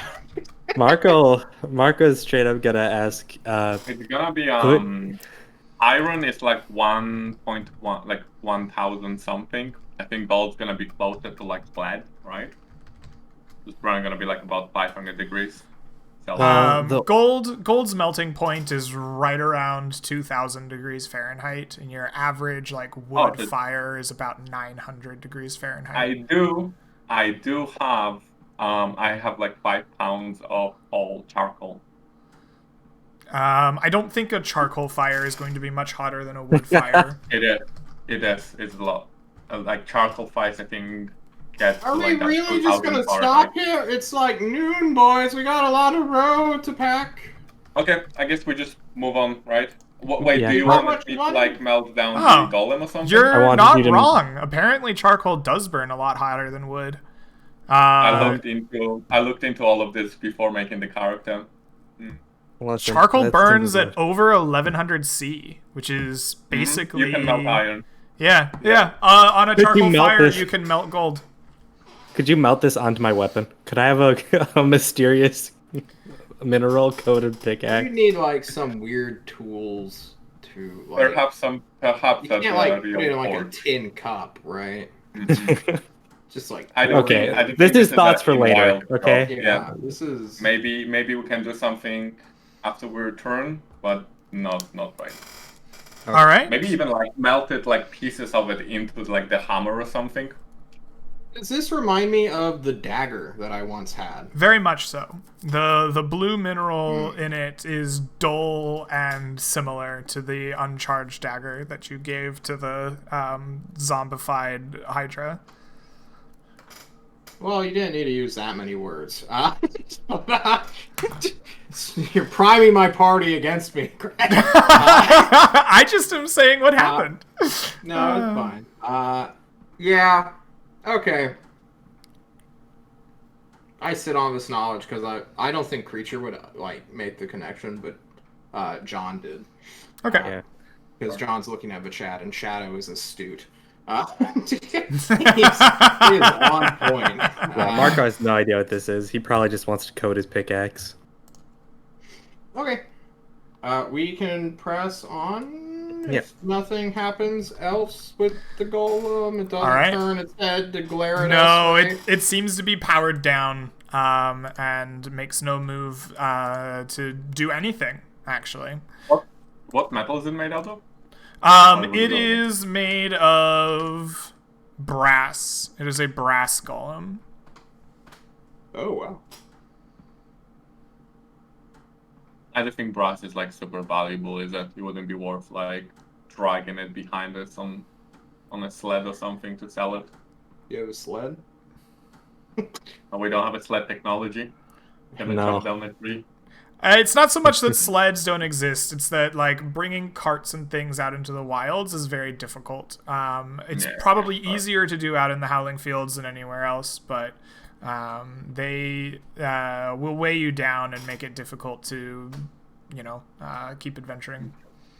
Okay, but it's like a pound of it wouldn't be worth much, right? It would be like a copper piece or something. Yeah, no, breaking off a pound of brass is not super valuable. It's not like bringing home a pound of gold. Did I see any tracks while the dwarves were fussing over metal, which I care nothing about? Did you see any tracks? Yeah, was there any like signs other creatures have been here recently? You spent some time investigating and looking around, and other than the natural tracks of, the small rabbits and rodents that, dot the landscape here in the fields, no, you don't see any tracks that are out of the usual. Understood. Did I see any markings on the golem itself? Are there any markings on the golem itself? The interior of it, the kind of like brass holdings, have arcane runes worked into the metals, but on the outside of the golem, no. It is kind of just a blank brass canvas. Fair enough. All right, we press on. All right. Do we wanna mark it on a map? Is that something we mark once we return? Your choice. Mark up the map as much or as little as you desire. I have put it where I think it is. Oh, okay. A little golem thing. It's beautiful. Cute. Yeah. All right. You continue on north at a slow pace, trying to make your way through the rest of the day. There are no more encounters as you reach the end of another night or another day of adventure. Let me roll for nighttime encounter, actually. I didn't do that. Nope. You are encounterless as the party sleeps through the night. Excellent. Half of our hit dice back? Yes. Before we do that, let's have you all roll foraging checks. So, you've spent an entire day's worth of travel through the Howling Fields. So you can roll at advantage for your slow pace, but the DC is 15. I all right. Not find food, so I'm gonna mark down a ration. Yes. So Marco. If you want, I'll remove 2 pounds of like fresh food as like we can cook up something in the morning. I got cooking utensils and I got like fresh meat. You just have so many tools. Are you like bringing an entire camp set with you? What did I have? I had so much. I was thinking even about bringing a tent. I literally the idea is that he just packed up his entire house onto this donkey and just went off. So okay, if you want to do that, that's more than fine. All right, you are able to refill your water skins though, and find plenty of grazing for the pack animal. And so just the one ration's worth, 2 pounds worth of food can be marked off. And you have a nice night's rest, so you can expend any number of hit dice in your pool to regain HP. And then regain any spells or class features as required. After that, 1/2 of your total pool of hit dice rounded up can be restored going into your next days of adventure. Gotcha. Alrighty. All right. We are at the beginning of the next day. I need a call for route and pace from the navigator. Navigator confers with the party. We're still just heading northward. Like, are we still in the plains, or are we in the Howling Fields now properly? You've been in the Howling Fields for a full day at least. Ah, okay. So that golem must be higher up. Yeah. No immediate landmarks that we can see, right? It's just grassland. Pretty much. Yep. What happens? This is where we look for the trucks. Yeah. So I guess instead of just going in one direction, we're going to meander like out east. Okay. Eastward, I think. If Okay. I'm mathing this in my head. So like we're gonna go east for a little while. We're gonna look there. So I guess now we definitely have to go slow. Okay. Because we're slowly looking at all the land, abusing the 21 passive perception guy, and looking for goblin sign. Okay, Well, you we're- begin yeah. searching for goblins, slowly spreading out east and then the east and north, or We're like just east? zigzagging, really. Zigzagging east and north. All right. You begin traveling. Go ahead and give me a survival wisdom navigation check. At your slow pace, it will be an advantage, and the navigation DC in the fields is 10, excuse me. So you succeed, no problem, and begin zigzagging your way through the plains looking for tracks of goblins. Excellent. If you would tell me, what does it look like as the three of you zigzag through the plains hunting for goblins? How are you spending your time in the fields here? Bouncing like a frog, stopping for like minutes at a time, listening to what the wind tells me, what the grass tells me. Sometimes, when grass is cut or like mindlessly chopped at, let's say, by a bored goblin, it may release that weird chemical grass stench, which maybe I can pick up with my enhanced near supernatural sense. Okay. That's what I do. Marco's just searching for tracks. He's following Creature's lead because, Marco's really good at being a tracker and surviving out here. Creature is great at it. So he's trying to pick up what he can. Mm-hmm. Very good. You compliment me. So as Creature is smelling the wind and ducking in and out of the grasslands, looking for every sign of track and smelling for freshly cut grasses, Marco following along, trying to make notes. It is Marco who notices a pack of wild horses that are kind of shuffling through the Howling Fields and directly ahead of where you and Creature are going. Creature's head is down, smelling the grass at the moment, trying to locate some goblins. And as you look at these wild horses, you get the distinct impression that they seem to be looking for something. They have a lot of the same mannerisms and characteristics that Creature does. Their noses are down, smelling. Some of them are raised up into the air. You can tell that they are snorting and snuffling and smelling, and they seem to be moving slowly in this kind of zigzagging pattern through the fields ahead of you. What do you do? I will put my hands on Lozak and Creature's shoulders, who I'm assuming are within arm's reach. I will go down, I will point at the horses, and I will say, I've had 2 encounters with horses in these fields. 1, they turned into skeletal abominations and tried to murder us. And 2, it was a trap by hobgoblins to murder adventurers. And those are some horses that seem to be looking for something. I peek my head up just a little bit. My wooden mask, maybe blending in with the brown grass out here. Are these horses? Do I recognize them to be actual horses? From the distance that you're seeing them, they look to be real horses, yes. I look back at this guy. So, it's like a 50-50, they're real? Is that what you're saying? Yeah, and the other 50 is that there's probably some hobgoblins nearby waiting to shoot us with bows as soon as we go near them. From experience? Yeah, I almost died last time. They broke some horse legs and threw them in a pit, and then we came across them, and we saw horses circling their injured other horses, and I wanted to help, so I walked over, and from the bushes... Noise? Do the horses make noise? Yes. Yeah, They're snorting and communicating? sniffling, and it sounds like they are...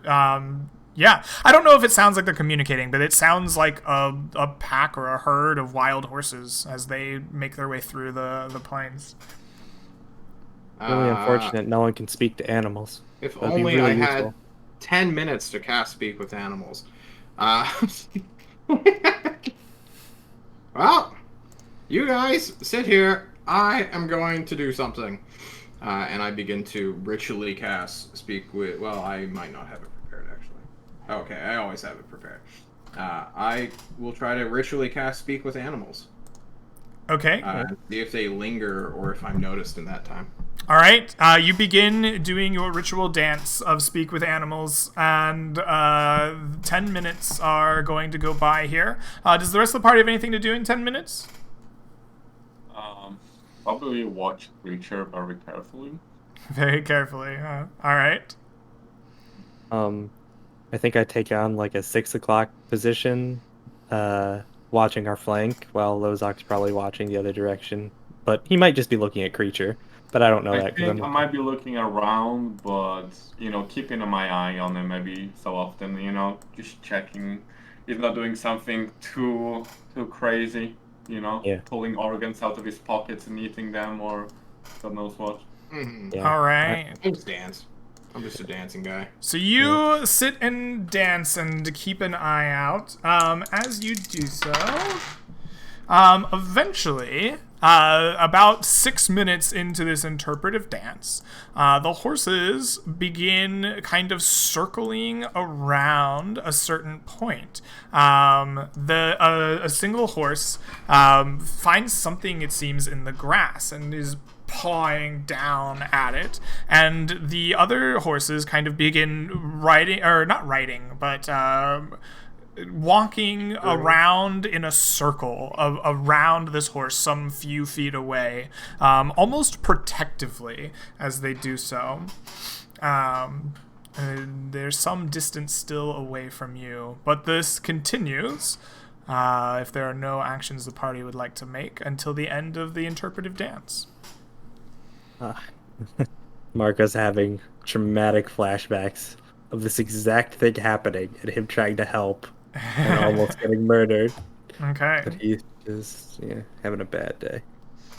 All right. The dance finishes, creature, and you look up from your interpretive dance and you see these horses circling the one, just pawing at the ground. I guess they look something along the lines of this, I guess. Circled around the grasses, like this. Oh no. Oh no. I know there's hobgoblins, Greg. Don't you try and get me. Alright. I'm seeing Marco begin to, sweat, right? Am I hearing, these whinnying cries be translated into, get him, help the dude, blah, blah, blah? Or, no, the horses, are...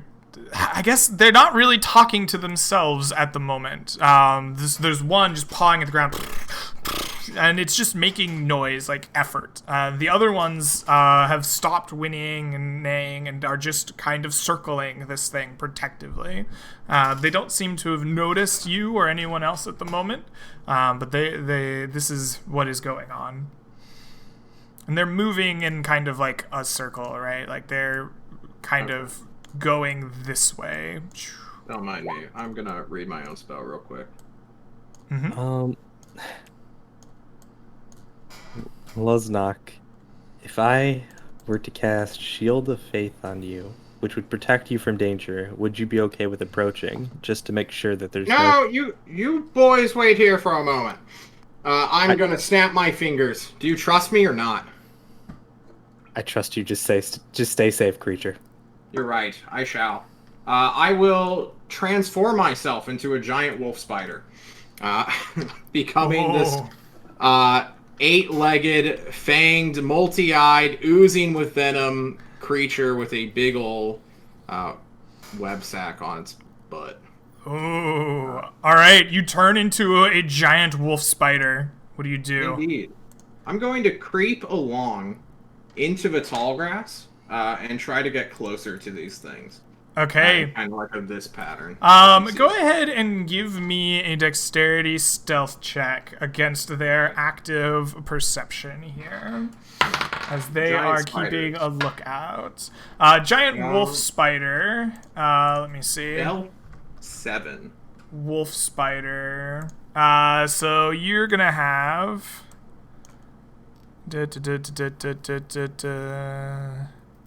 Stealth plus 7. Yes, exactly that. I pulled it up. I hope it's mine. 21 stealth.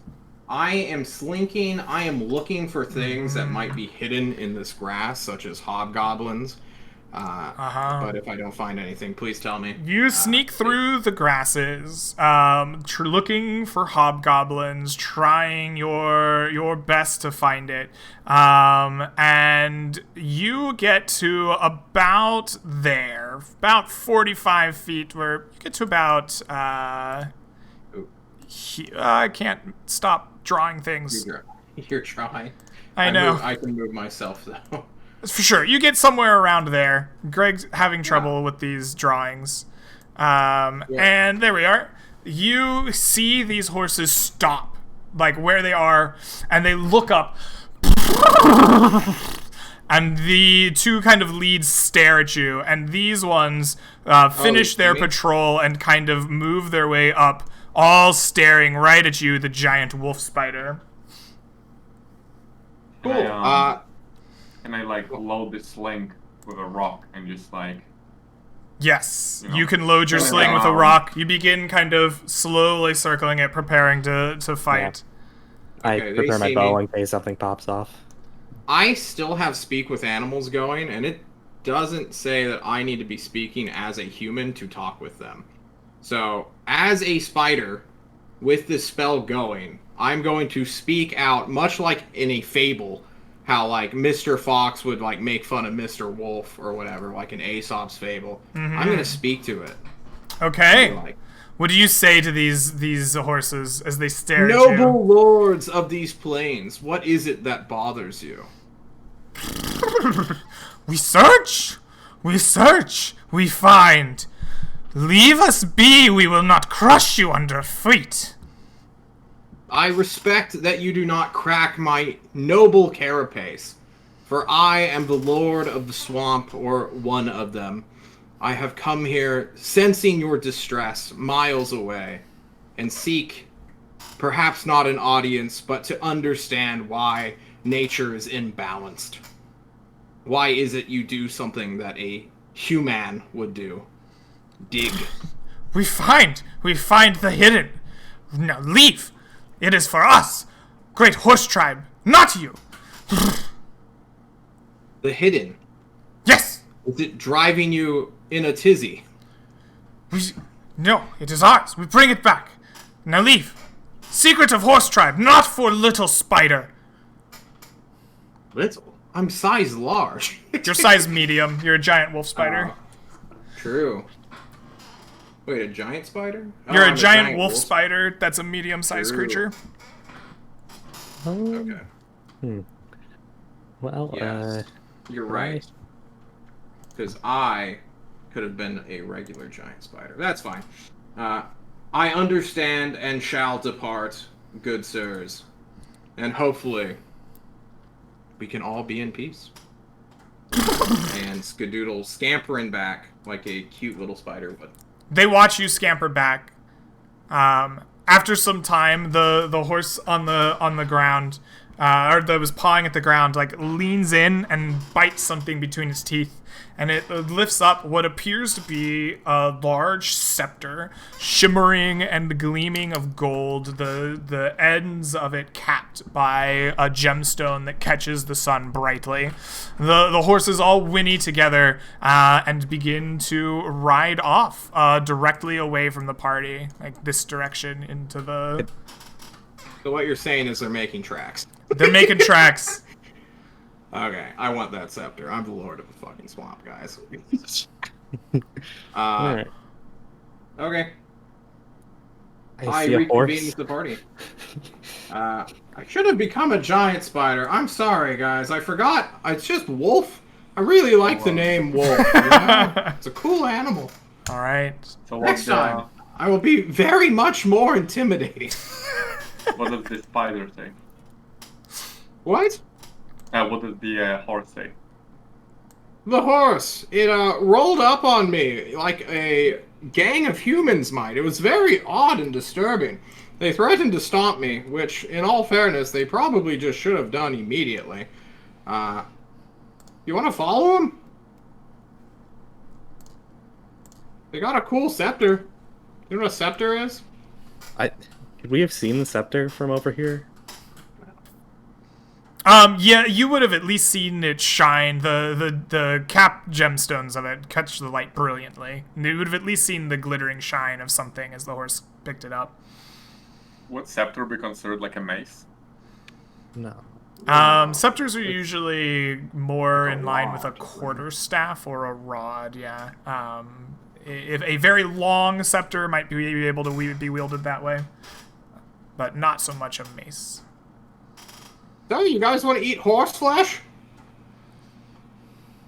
Those normal horses or one of the strange What? creatures? Are they normal? Or No, they look like normal. If they were undead, they wouldn't be able to speak with me. But we had a conversation, so, you know. Horse meat sounds fine. Alright. Alright. We'll have to pick up our pace. Horses are rather quick, but I'm sure they're taking it somewhere. They wouldn't just carry it in their teeth all damn day. Hopefully. Might Clever be on a lot of plan. goose chase, men. We can Hopefully. follow the horses. Let's go. All right, Hopefully. you make up your minds to kill the horses, and you look out across the plains and have seen them hoofing and galloping their way well away from you. Yep. They have movement speed 120 when double moving. I don't believe after taking this amount of time that you're going to catch them. We're not. So, I agree that they can sprint that much as a horse should. I don't know whether they would or not in that circumstance. If they did, no big deal. But I think our goal is to like find where they sleep and then kill them in the night. So you're well, going I to think- go track down the horses as they Yeah. Well- ran away. All right. So what I would like we're then, being humans now. what Do you I think, would like you- then is to have you make a tracking roll to make sure. Eventually, they're just going to outpace you out into the Howling Fields. Yeah. And the issue isn't so much following these horse-like feet. You see the path, you begin tracking them. It's do you lose it somewhere out in the Howling Fields? This is an area where The, wolves and horses and all kinds of creatures trot back and forth throughout it, Yeah. hunting and whatever. do the horses get penalty because they have to carry the scepter in their mouth? No, that Yeah, they're horses. they can carry hundreds and hundreds of pounds and still move Give me a faster than any DC. party. All right, so generally, this is going to be a DC 14 to track down this particular set of horses through the plains. Could I aid him and give 22. him advantage? You never can mind. you can definitely aid him to have advantage. Two people tracking makes sense, but creature is very good at tracking and manages to keep you guys on track. It takes you the better part of a day traveling eastward, but you eventually find yourselves at a small kind of overhang. The plains here rise up to a fairly like sheer cliff down into a valley in the east. And the horses that you have followed have driven themselves down into this valley below, and you can see a cave in the side of the cliff face as this pack of horses is kind of just milled about in the center of this valley. The one carrying the scepter seems to have disappeared for the moment. All right, well, they're giving that to something. Now, I've seen Enchanted Beasts before, Greg. Were these guys enchanted? Seems likely, right? They move with a purpose that is not animal-like and have behaved, somewhat unnaturally. I think that's a pretty fair assumption. So I guess we gotta wait for the horses to be gone, and then we Yeah. can. Would see be- Or what- I could go in as a Okay. spider and be a dingus and get myself killed alone. Why don't you go in as a horse? Because they're enchanted. I Let's won't go in. explain to you what an enchanted creature does, but it is usually hostile to everything against what it is set to be told to do. Also, if it... I don't think I'm capable of explaining it to you in common. I speak Goblin, I don't. Dwarvish, No, Giant. No. You know a lot of weird languages. I have a lot of weird coworkers.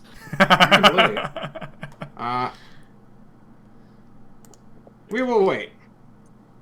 All right. Again, if they don't leave before sundown, We need You to- begin waiting. It took you the better part of the Can we, day. Huh? Can we like try to make like a little hiding spot? I guess maybe gather like branches, leaves, like There are a few trees that dot the Howling Field from place to place. So, yeah, I suppose you find some old branches and try to set up some kind of Yeah, maybe put some cover. grasses down and like put the grasses onto the Sure. the branches. You make a Just get little, yeah. like a, I don't know, like a blanket almost of twigs and branches and cut grass. Spend, a good half hour to an hour making it so that you can lie beneath it. So anything flying above you, looking down, would have a hard time seeing you, and you'd have to know what you were looking for probably to spot it up from the What? cliffside. What do we do with a donkey? how to lay down. It's tired. Can we make the donkey lay down? Sure. You make the donkey lay down, take off its pack, give it a brushing or something, and it knows when it's time to rest. It seems that this is rest time now for the donkey. It took you the better part of a day to get here, and it begins to bleed into evening after you work on setting up your hiding place in some time. After a moment, a horse kind of trots its way out of the cave. And it is flanked by a couple of goblins on either side.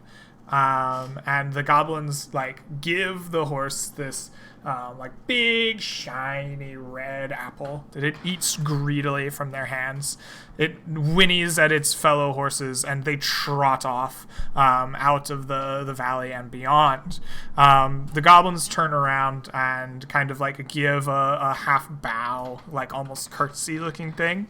And emerging from the cave is what appears to be a large centaur. It is a half horse body with the torso of a man with big bulging muscles, and he wields the scepter that you saw the horses pull up out of the ground, twirling it between his fingers. Even though it is quite overly sized, he can do it easily, and a kind of big smile crosses his face, and he too begins the shuffle out of the cave in vaguely the same direction of the horses, northerly out of the fields. Okay, so there's a period where it's just him alone. Him and two goblins, essentially. Yeah. I like those odds, boys. We gotta go. All right, we're going in. All right. Well, What do you do? horses- You're up on this kind of horses are gone. cliff face. Yeah. Okay, so they're climbing up this path. We have the high ground, right? Or So am I mistaken? here, I didn't If you don't- create the outside of this area because I didn't expect you to. I never expect the players to ambush things. So this is how I see it. Let's make this like, yeah, okay. So you guys are on like a. You guys are on like a cliff face. Can I get like this brown or something? Let's make this large and brown. Why are you not drawing? Oh, now it's drawing. Okay. You guys are on like a cliff face that goes. Of course, it undid all my work. It goes like this around the. Oh, okay. Around the. I want to make sure stream can see so everyone's on the same page. Around this like kind of it goes down like this. Okay. I get what you're doing. And then there's this cave here. This is the cave entrance, right? And so this part down here is like flat and is kind of the valley that you're looking down. The party is like up here, hidden, looking down into this happening. And emerging from the cave is a excuse me.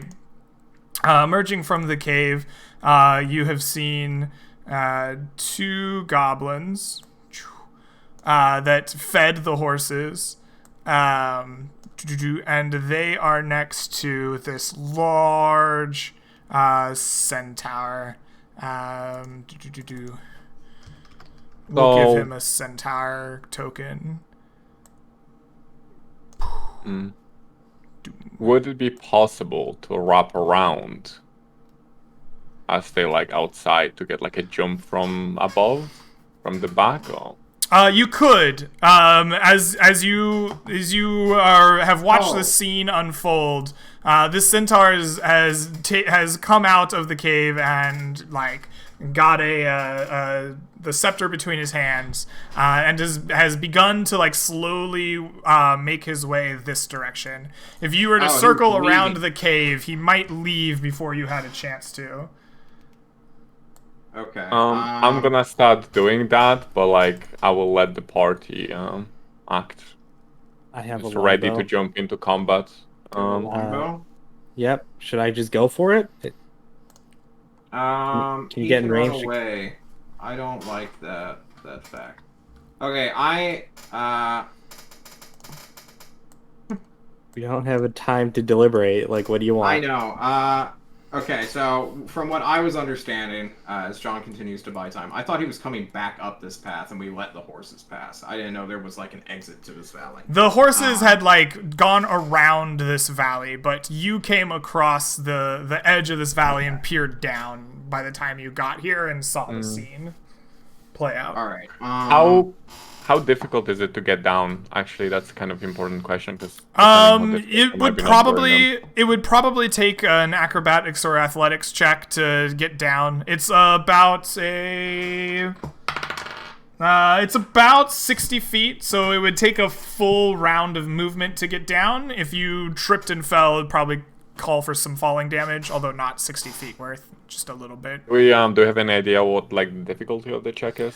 It looks fairly steep. You think that it would be like moderately challenging for someone who is untrained? Okay, so he just has a scepter. Does this guy have any other weapons that I see on him? It seems like he just is wielding the scepter. Is he armored? Hold on, I have to look at my notes. Aim for the hand, shoot I the can tangle arrow giant at the wolf spider. hamster, knock it out.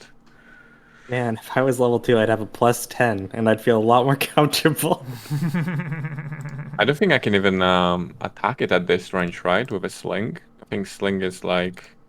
This isn't necessarily to scale. I just was drawing it so that you could Yeah. see. Sling is 30, 120. So if the slope You're is definitely like within 60. 120 feet, probably. Okay. So yeah, you could do it at disadvantage. All right, we have two options right now. The party needs to decide: is creature eyeballs and is like gauging your intent right now. I can challenge it to a one-on-one, or wait, fucking just go for it, boys. What do you want to do? I think with that option, I'm just gonna start running down the hill. All right. Yeah, I proceed to cast Divine Favor on my bow and arrow. I step to the edge and I shoot. Okay, then I'm you casting are. What were you casting, creature? I'm sorry. Entangle. On Entangle. The Centaur. You hopefully I'm are gonna at advantage here. You have not been seen or found, so I will give the party a surprise round here. We'll start with Marco T. Minor, since your effect is much easier to. Your effect is much easier to adjudicate. Go ahead and shoot your bow here with advantage to strike this guy. I also have Divine Favor, which is an extra D4. I will Okay. take a shot with advantage. Get a 20. 23. That's a hit with an extra D4. Awesome. Yes, 23 will hit. Go ahead and give me some damage. Could I use my Cleric feature to take a bonus action for a second attack?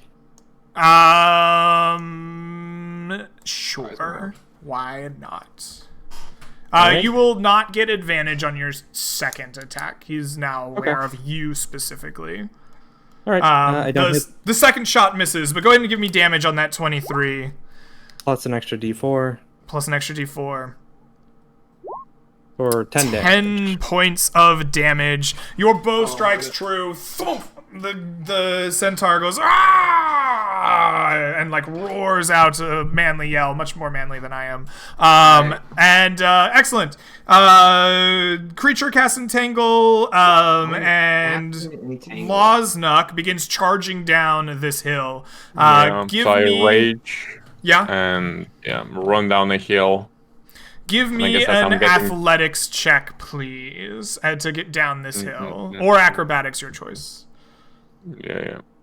I have more I believe I have advantage because I'm raging, right? Sounds good. I think that's what. We'll rage give you does. DC 14. You pass easy. You fly into a rage and you rush down this like 60-foot cliff, easily hopping and jumping from place to place, and you get down to the bottom of it. Well done, Losnak. Well, I do only have 25. Well, You can double Yeah, I would move only- 50 feet. We'll call you. You do a cool like slide down to the bottom of the hill. I wanted to sling in order to retain my rage. I have to attack. Mm-hmm. I don't think I can make it all the way down the hill, but So you know, want to start move work. like halfway down the hill and then sling. Sure, you passed your athletics check. You slide to a stop about halfway up and down the cliffside, and you take a slingshot and attack, and you hit. Go ahead and roll me some damage. I have to disable rage, I think, because Modern day David. Okay. 4 damage. All right, your slingstone hits him in the middle of his yell. The grasses and the vines begun racing up around the creature, and it will make a strength saving throw, and it will do so at +1 for holding the scepter. And so this is +1 from that is a 15. And it will save against your entangling vines. Can I get the goblins to do the same? within Yes. And the goblins will save as well, I suppose. Let me grab some goblin character sheets so I can do this easier. The goblins will make strength saves. I'm just going to roll at advantage so I get 2 dice. They'll each be 1 save. So 1 fail and 1 success. We'll call this one at the far edge the first one, and so he is entangled. Boom. All right. All right. They are in difficult terrain. I'm gonna bonus action giant spider, not giant wolf spider. I'm going for the CR1 monster now. Because I'm being careful with my language now that you got me, Greg. And then I'm gonna scamper down with my climb speed as far as I can with my 30 movement. All right. That should have put a giant spider on the screen, did it not? No. Giant spider. There we go. I'm this abominable monster now, ready to eat people. All right. This large beast is there. Do you need the giant spider toolkit? I have it pulled up. I'll just manually roll stuff. Okay, sounds good. Excellent. So that is your turns, everyone. Click on your tokens and roll me some initiative as you are about to enter deadly combat with the Centaur. Oh my god. Don't say deadly. How do I not win again? I manually roll it since Giant Spider has a +1 to Dex. So Sure. Okay. that, or has a +1 to Unbelievable. Dex from my own. Oh, I didn't roll my tokens properly, did I? No. Okay. What do you mean? Here we go. You may need it. I think I can just select them and press K. Is it K? Is it Alt K or something to like add them to initiative order? I have to just select all of the tokens. It's irritating. Have you? There we I'll go. get you macros, Greg, if you want. Yeah, there's And also then the initiative. original Centaur roll was a 7, and the original Goblin roll was a 15. Okay, everybody is in. It seems creatures needs to be adjusted to an 18. Yeah. All right. We will put that in descending order. Creature, you are the first to react after this incident. What do you do? All right. Am I within 30 feet of this guy? You're a little bit farther than 30 feet. You're about halfway down a 60-foot cliff face, and he's some distance away from that. We'll call it 60 feet. Okay, then I move 30 feet closer towards him to be within 30 feet of him. Is that Cool. okay? Yeah. Then I'm going to use my web ability. This is a ranged attack at +5 to hit, reach 30, 60. I target one creature. If I hit, the creature is restrained, and as an action may make a DC 12 strength check to break free. So I guess I'm just going to try to beat his AC with 1d20 plus 5, 17. 17 to hit his AC will hit. Pressing the webbing on a success and be attacked and destroyed. Okay. I am a little interested to know if you get the recharge abilities of enemies like that. But okay, he's restrained. Goblin's turn. This goblin is not restrained by your entangling webs and will get his sling out and begin slinging. He targets number 3, which is our giant spider. Creature, you are getting attacked by a goblin sling. I just rolled my HP, by the way. Oh no, this isn't a sling. He has a short bow. Ha ha ha ha ha. Excellent. Oh. You get attacked by That a was his goblin damage. short bow. My AC is 14. So. You get hit by a 19 for 7 piercing damage. The second goblin will attempt to break free from your webs. And does not do so.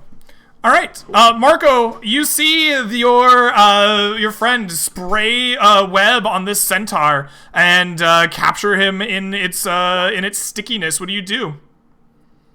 Do I get advantage for restrained target? Yes, you will. Yep. Okay. I'm gonna move closer and just gonna keep shooting him. Does that seem Alright. reasonable, guys? I guess Yeah, do it. just keep putting him down. All right. I'm gonna take 2 shots at advantage. Marco is not having any of this today. He's Okay. The 16 will... You're hitting the Centaur. Will hit the that's Centaur. restrained. Yep. Hits, okay. Take my second And the shot. 19 will as well. All right. These are both... Oh my god, that's 10 Oh, Nice. plus 7. yes! Plus All 2d4. right. Give me 2d4. this. Yes, 2d4 as well. Correct. How long does guidance go? Is it a full minute? Yep. Okay, perfect. 22 damage. For 22 damage, 1436, he is bloodied as you shoot him with full of arrows. Oh, sorry. I was just gonna say, I shout that all centaurs are weak cowards, and he should come face me. Ooh, you shout that he should come face you. And I need to... He's restrained completely by your webs. You just cannot move at all, huh? He has to make his... He has no movement. His action must be to break it. It's Alright. only DC 12, though. So. Yep, yeah. yep. He will... That's very powerful on a 2-hit. I kind of am going to have to agree. just throw lots of spiders at you. Yes, they're really good, guys. Spiders are nightmares. That is a Oh. 13 with his plus ain't 1 bad. from the scepter. He rips apart the webs at the end of his turn, and he glowers at you all, because apparently that's all he can do. Loznuk, you see the centaur rip out of the webbing. What do you do? Well, I'm just gonna keep on charging down the hill, hopefully making it, the bottom of it safely, while screaming and shouting and throwing another stone in All his right. direction. You sling another stone, managing to... Oh, you were halfway down the hill, and you are not a giant spider that's good at climbing things. Go ahead and give me an athletics check as you make your way down that hill. Okay. Ball. Why? You're good. You slide down Legolas style and slap another stone out of the battlefield, striking the centaur. For Or- 5 wait. more damage. Yeah. Very good. No, wait. Excellent. Marco. No. I go at 14. This is a mistake. Yeah, you have the old. Yep, it's gone. All right. Yeah. Creature. I think- You are the next to move. Then I get in melee range of this thing All right. if I can. You I want get to into jump melee over range. The like 10 feet of entangling roots that I have to make like a lunging attack at this guy. Do I you have- guess I should. Do you have 10-foot reach? No, I'm jumping at him, like to get within range. Yeah. Okay, yeah. You move up right next to him. Yeah. Leap at him and attack. Cool. I'm sorry. I just like to make my attacks more flavorful. No. I just it sounded like you were trying to stay outside of the roots to me, so No. I was just confused. I want in him. Yeah. I'm Okay. rolling this to see if I get my web back. Not that I'm going to use it. I'm still going to attack, but I believe that is a recharge. Yeah, it does recharge. Cool. Now I'm going to attack 1d20 plus 5 to bite him. All At right. normal. Oh, the 20 hits. All right.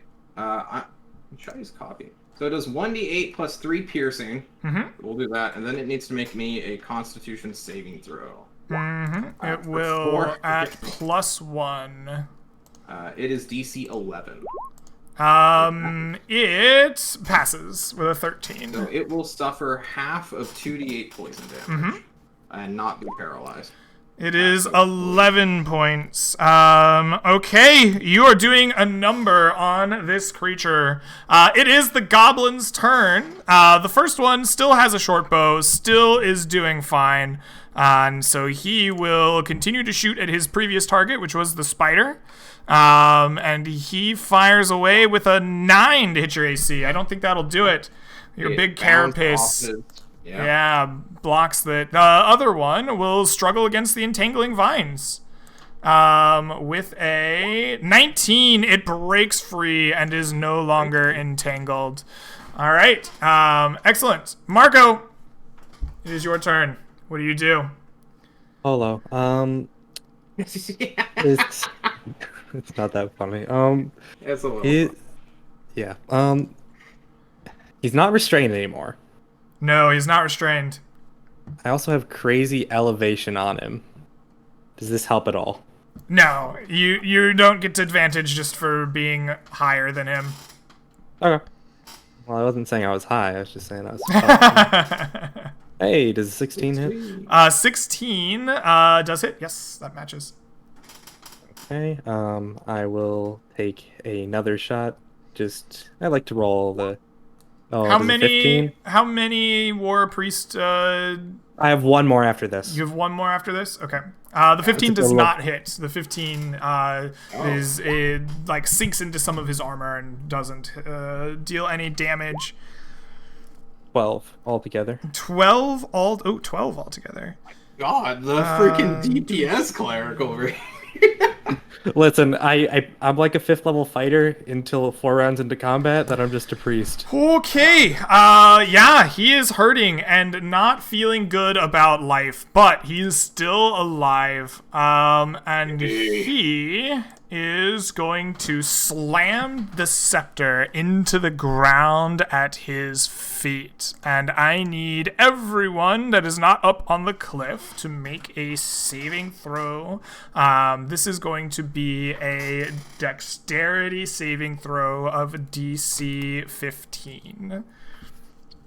Dexterity saving throw will be a 1d20 plus 3 for me. Oh, that is a fail. Fuck. That is 2 fails. The two of you are buffeted by a streak of lightning erupting from the top of the staff. And we are going to have to look up. What is the range of it? You are within range of the lightning. It hits the both goblins? of you. He is aiming it. He is aiming it this way, away from the goblins. You will take. Oh, what's nice knowing you guys. It's fine. You have like 17 HP, right? Yeah, but like it's gonna be like 24 damage or something. It's gonna be Is it a lightning 54. bolt? Oh.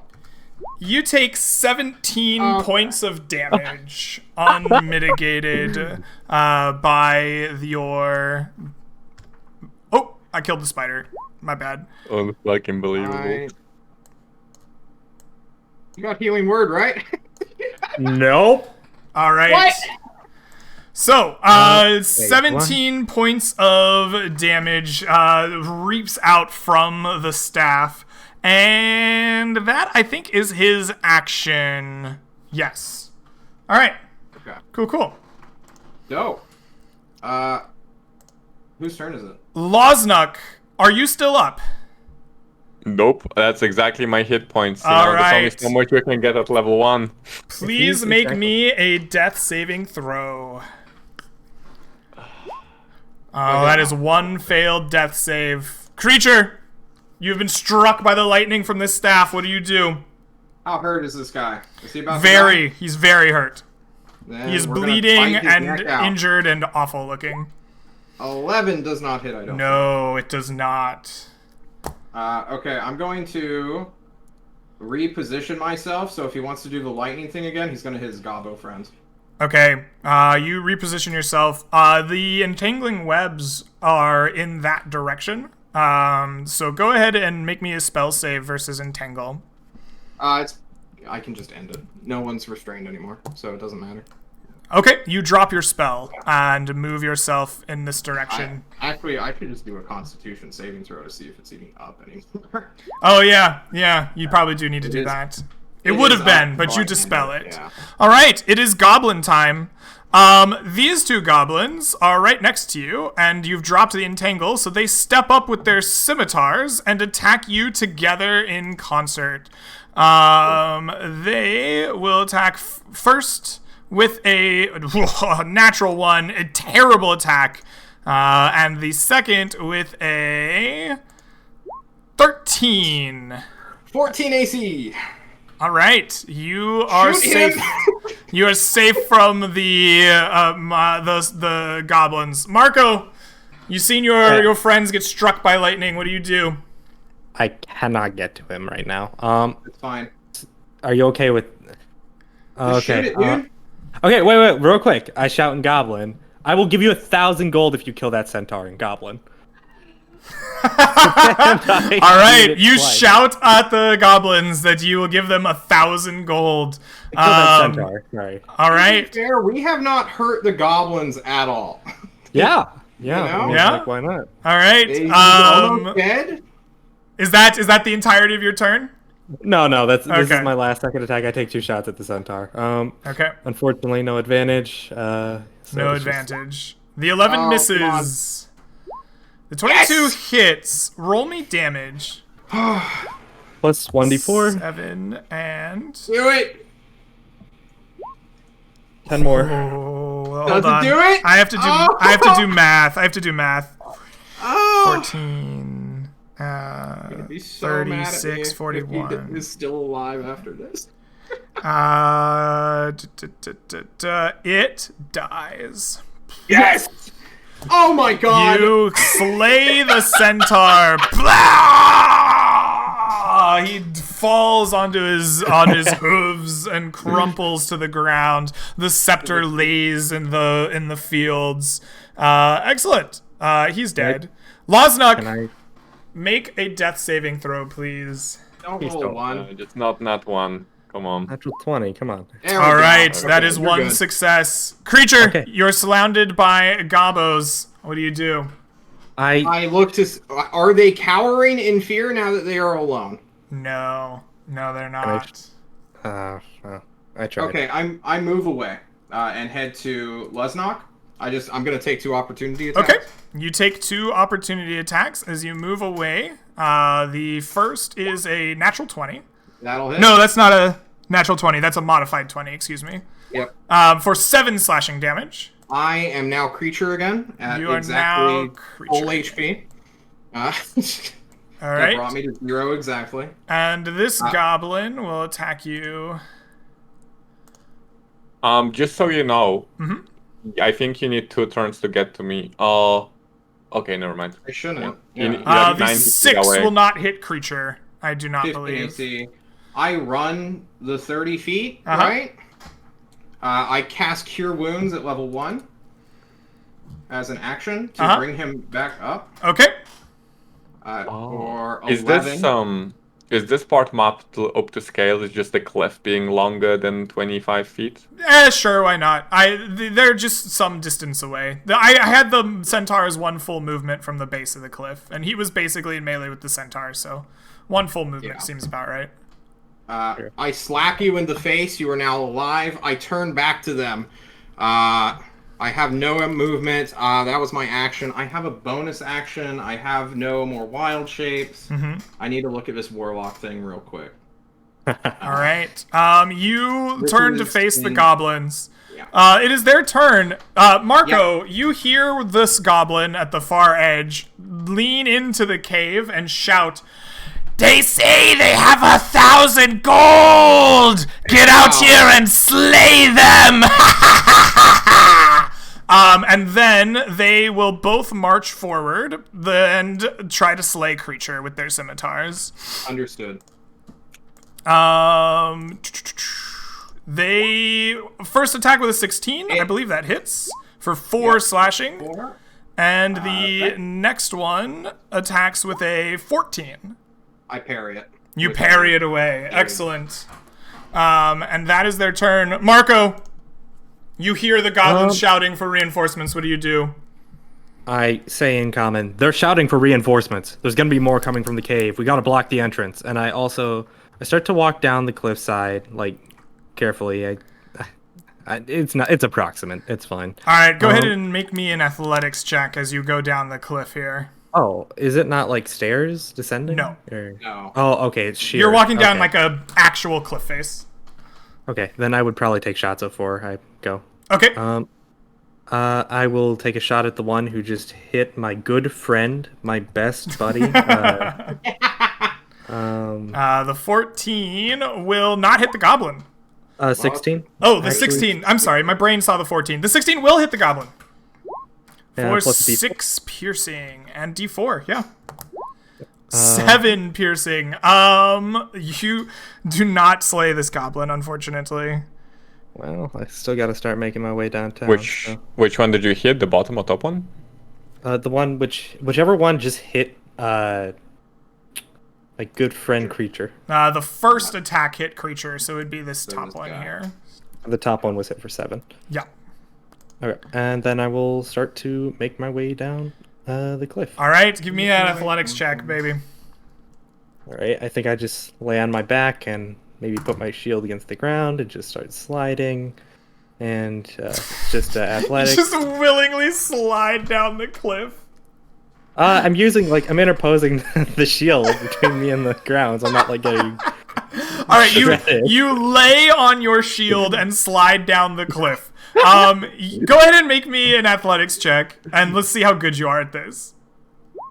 You're terrible at this. You slide down the cliff about halfway, and then your shield like tips over like a sled that hit something bad, and you come tumbling down all the way to the edge of the cliff. You get to the bottom, and you are prone, and you are going to take, for me, 1 point of bludgeoning damage as you get there. I go down. No, just kidding. All right, the Centaur is dead. He can come off the thing. Loznuk, you have been resurrected with HP from the healing touch of creature. What do you do? Your blood is my blood now, baby. We're going in. At this rate, it's gonna be more of you and me than me, you know? We got this, bro. You and me. Alright, I'm gonna rise up, you know, take out my hammer and just charge this creature as I shout and rage once again. All right. You brandish your hammer at the creature. Please roll to hit. God, please roll high. The 18 will hit. For 8 bludgeoning damage. This one dies. Dead goblin. Excellent. Is there can I do like an intimidation check or something as I slam his friend, sending his tiny corpse flying? Feel free. Okay. Just like this raging dwarf charges him. Kind of seems to be I actually want to run up to the next one with like the remaining movement speed. Mm-hmm. Like I'm like ready to attack him. He is not intimidated by you. He stares at you as you run up to him. Creature! What do you do? Yeah, can this guy make me a DC 14 Constitution saving throw? He can. What are you casting? I spit in his face. Just a vile, poisonous substance, also known as poison spray. All right. He fails his... He fails his save and dies to your poison spray. I move over here and pick up the scepter. All right, you move over and pick up the scepter. As you do so, 4 more goblins emerge out of the mouth of the cave with bows knocked and ready to fire. We killed them. Trust me. Don't be so confident. I am. Yes, we're gonna kill these things. All right. We're gonna have 1 shot at each of you, and then a 4th one at a random target. So the first one will be on creature. With a 10, that will miss. The second will be at not Marco, but Loznuk. And that will be a 19, which will hit for 8 piercing damage. Wait, it's 19 at me? Yes. Yeah. That doesn't hit. 19 does not hit you? Okay. I got 20 AC. Yeah, Cool. I got 20 AC. The last one will be at the prone Marco, who just had a sledding misadventure. And with disadvantage, the 6 does not hit you. The last one will go on... Honestly, it should probably just be at me. I'm like the clear guy with the magical All right, thing. it goes at you then. The last shot goes at you with a natural 20. fine. for 13 piercing damage. Cool. I'm Are you still up? Damn. All right. Very good. Marco, you are on the ground. What do you do? Use half my movement to get up, Okay. brush myself off, go, well, that was awkward. And then I just, they're wearing bows, so they're not as heavily armored as the other ones. I shout, should I just keep attacking? Yes. All right. And I will knock my bow, aim at the one that's closest to me, take a shot. The 8 will miss. You And then are I'll go unable to sink your arrow deep into their leathery armor. And I use my classic strategy of going prone again. I dive to the side. You coward. You dive prone. Excellent. Oh my god. Very good. Loznuk, what do you do? We So got I guess I cannot pick up a bow and shoot because I have a shield, right? That You wouldn't could really drop work. your shield if you'd like to pick up one of the goblin short bows. I think you can close the distance. Not really. Charge I guess them. I'm gonna take this like 5 feet step back, pick up my sling, and as I charge, I will sling once more at them. Okay. Hopefully, I probably wait. Can I make to them? Can I make it actually to them? Yeah. Yeah, No, you I can can't. close that distance if you want. I'd go 25 feet of movement. Because I'm a Oh. dwarf. Okay. Yeah, so I'm just short of it. Run 5 feet and just point blank. Just hit the face. Point blank sling. You gotta do what you gotta do. Oh So my that's what I'm God. gonna. I'm gonna grab this sling. I'm probably gonna be like 10 feet away because I need to take a step and then sling All right. right at them. Excellent. The 11 will miss. Your sling bullet flies into the cave beyond them, dun, dun, dun, dun, dun, through the rocks. Channeling, Greg. Channeling Serpentor, my friend from the swamp. I'm gonna cast my Warlock spell slot at these clowns. Okay. And cast Sleep on them. Oh, okay. Roll me a number of hit dice, or a number of hit points. I actually don't know. Okay. It's a 5d8. 33 Oh, Jeez. shit. hit points worth of people go to sleep, starting from the highest health creature to the lowest. Might be all of them actually. These 3 go to sleep. This one, here we go. Sleep. What's good sleepy time? This guy looks tired. He looks like he needs a nap. There we go. These are sleepy. Okay, cool. All right. I'm gonna step back out of charge range so that this guy can't stab me to death. I'm not gonna like cower down and duck. That's for clarity. Excuse me, I dove to the side like a hero and took a bow shot. I don't know what you're on. That's fine. All right. The remaining goblin was the 4th attack, and the 4th attack of the previous round went to creature, so it will go to creature again. The short bow knocks. Can I make it look like I'm charging him? Yeah, now you that can. They've fallen asleep. And so he like, shoots right past you. With a 15 against creature. I will hit. Yep. Okay. For 7 more piercing damage. I am unconscious. All right. Creature has fallen unconscious. Marco, Cleric. you are laying down. Cure wounds. I cast inflict wounds and execute. Just kidding. No. Can you imagine? Yeah, no, I Yes. used my last. Hey, I've been nothing but kind to you. I will grab you by the shoulder. I will cast Cure Wounds All right. at first level, and I will bring him up. You bring I him will- back to 9 HP. Very good.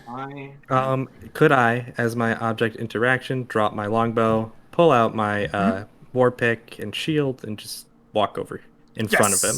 Yes, you can. And I shout in Goblin, well, here we are. Loznuk. Shield is an action. What? getting a shield like attached to your arm takes an action. Dropping is free. Taking out is a free action. Hey, he picked up his shield. It's cool. Loznuk, what are you doing? I just continue charging. I pull out Alright. my hammer. shout the die in Dwarven as I swing at this goblin in front of me. Absolutely. Oh my god. Oh, Yes! you crit him. Oh! Oh, for 9 Okay. damage. Shockingly, that is exactly what his HP is, so he is dead. He rolled so Another bad. nat 1. So many nat 1s Yeah, today. I that can't was believe it. really close to not doing the job. But he is dead, and there are now 3 sleeping goblins and no one bleeding out. Would you like to murder these goblins in their sleep? I Yes. would love to auto-resolve this. All right, you auto murder 3 goblins in their sleep, and the party is outside of this cave. I think is now a good time to take a break and see if we Yes. can talk to Sean here before going forward. Yeah. Yeah. Please. Perfect time. All right. So, at the end of this battle, we will take a break and come back in about 5 minutes and see you all on the other side. Right.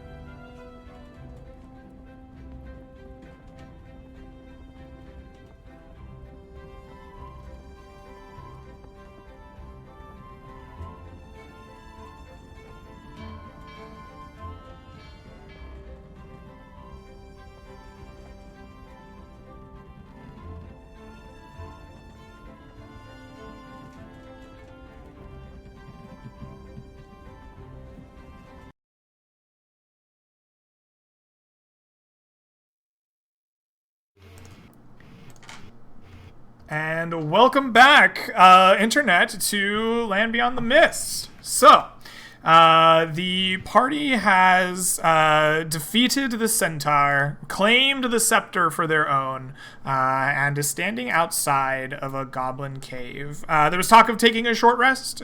Party going to spend 10 minutes to do that? Yes. Okay. Do I get a feel for the scepter during this, or am I just breathing heavily, staring? Yes. By the rules, you get to the scepter. So the scepter is a magical scepter that grants a +1 bonus to any saving throw or ability check to the wielder, flat across the board, and once per day can cast a small lightning bolt at any per the spell lightning bolt, but the damage instead of 8d6 is 4d6. Okay, cool. Well, I can't cast lightning right now, boys, but we know what it does. You guys mind if I just hold on to this? Because I can cast Shillelagh on it and bop someone if I have to. Yeah. All right. So the short rest will take about 10 minutes. You catch your breath, you eat something, you tend to your wounds. Each of you can roll up to 1/2 of your available pool of hit dice, rounded up, to regain HP, and you are allowed back any spell slots or class features associated with a short rest per the PHP. So I have 2 hit dice, not 3. So I'm gonna just roll my hit dice. So 8 and 7. Mm-hmm. Roll. Do you think I should use it? I'm missing 6. Okay. I'm back at full. Exactly. Okay. All right. Hey, perfect. Another one, you know? Hit dice are Bryce. used, and now you are standing here in front of the cave inside, or outside of this cave in the little valley. What do you do as a party? We go inside and see what these things are. I strain my ears. Do I hear anything echoing from the cave? Nothing came out in 10 minutes. So Nothing came out in 10 minutes, no, but you are aware that there is potentially more goblins in there, as the goblins shouted through the cave during your combat for reinforcements. Okay. You two can see in the dark. I cannot. Or can I? As I look at my new wild shapes, because I just took a short rest, and now I have both of them back. You get them already on a short rest? Damn. Yeah, moon get 'em druids on a are very short nice, yeah. I don't even get my rages on a short rest, dude. Feels Well, bad. Useless. He's not a Same. mega OP stat block like yourself. For, All right, I'm going to shift into a giant spider again, but this time I'm going to go hang out on the ceiling and scuttle my way through, trying to keep pace with my 2 dwarves. So if something happens, I'm going to. The party enters the Goblin Cave, and you see this. Let's get that over. The cave opens up into the kind of dark. There is flickering light that just kind of bounces around the walls of this cave. There seems to be some kind of gemstone running through it that catches the sunlight from the entrance and bounces it around dimly throughout the cave, casting kind of a dim pall upon it. Your characters will enter from this side here. Marco, Creature, and Luz. I don't know what you can put yourself in any order that you would like here, but there you are. As you enter into the cave, you immediately see these goblins in the front part, kind of hiding in behind the rocks, step forward with bows drawn, and they shout at you in Goblin. Marco, as a speaker of Goblin, you hear them clearly shout, "Lay down your arms or we'll kill you all!" They're saying to lay down our arms or they'll kill us all. Creature. I'm a spider. What? Creature is a you're big spent. giant spider on the ceiling, yes. It's just like, what? I don't. Do they see the giant spider on the ceiling? Yes, they do. Yeah. It's Can pretty I dark. There's can I raise my shield in front of me, being prepared? You raise Or, your like, field in front roll of you in response to their shouts. I take a dodge action. Okay. Yeah, that's basically what I'm referring to, is the dodge action. Okay. I guess we're going. All right. It sounds like combat is a brewing. we're So going. let's roll into initiative then and make it happen. Go ahead and click on your tokens and let's roll in. I go at 13. Okay. Is it another nat 1? Nope. No. This is gonna be a lot of goblins. The turn order is Oh, here. no. So creature needs a thing on here. Yeah, I need a Creature. I always feel guilty, like right now, because I have a druid player on Roll20. And man, when he does his wild shapes, I get so mad. I have to drag stuff out and All roll right. the hit. Marco, you are the first to respond here to the goblins. They've shouted you to lay down your arms. You see your companions raise their shields, raise their spidery legs. What do you do? Is this accurate space? Yes, Just for the yes. purpose This of- map is to scale. All right, I will move to here. I think. Can I get an attack at this guy? Yes. You squeeze through the rocks, moving up, and you swing your mighty war pick at the goblin. Yep, I have no spells this fight, guys. I hope. It's fine. But nothing everything- to- Warlock spells. Just a hammer. The 16 will hit the goblin for 8 8. points of damage. This goblin, these ones are a little tougher than their scouts outside, does not die, but will take a lot of damage and is clearly bloodied from your powerful swing. Is this going to make it harder for them to shoot at me because I'm behind the pillar? I'm just curious. Yes. Okay. All right, and that's all I can do for the rest of this fight. Hopefully that's enough. All right. It is time for goblins to fight. This creature here that you have attacked drops its bow, picks up its melee arms, and swings at you with its scimitar. And rolls a natural 20 on Marco. Easiest fight of my life. I'm still up. 7 points of slashing damage on you, Marco. These three here all duck around their kind of chosen rocks of choice and fire their bows out. There's going to be one each on a Loznuk and Creature. We will have a disadvantage on Loznuk as he was claiming defensive positioning. They Since miss. I'm prone on the ceiling. You're a large-sized creature in a small kidding. environment. Just You're- joking. Okay. They hit you with a 21 for 8 points of piercing damage. The last goblin of that threesome to shoot is going to choose between the two of you. And he also chooses creature. So his short bow will be terrible. In response, you hear shouting from the back of the cave in a hobgoblin. Marco, you hear just a roar of, "Get them, you lazy swine!" And these two goblins will move up. 5, 10, 15, 20, 25, 30. And this one will move up 5, 10, 15, 20, 25, 30. And it will get a chance to shoot its bow. And it has a choice of 2 targets. It will shoot at Loznuk with disadvantage.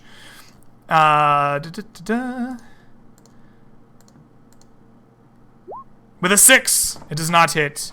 And then these ones back here will begin their move up as well. Excellent. That is the first round of Goblin combat. Creature, you are up on the ceiling as a spider. You've been shot by one of the bows. What do you do? Yeah, I come down here, I move over, and murk this man. All right.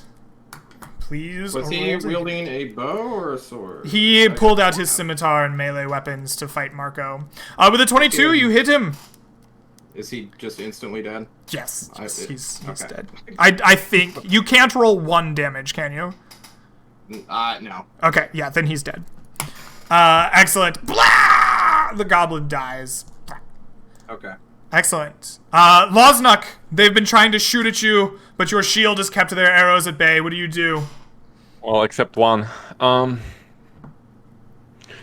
Well, I don't have enough movement speed to get any of them. So what I'm gonna do is I'm just gonna push to this, get in the cover, and I guess use the dodge action.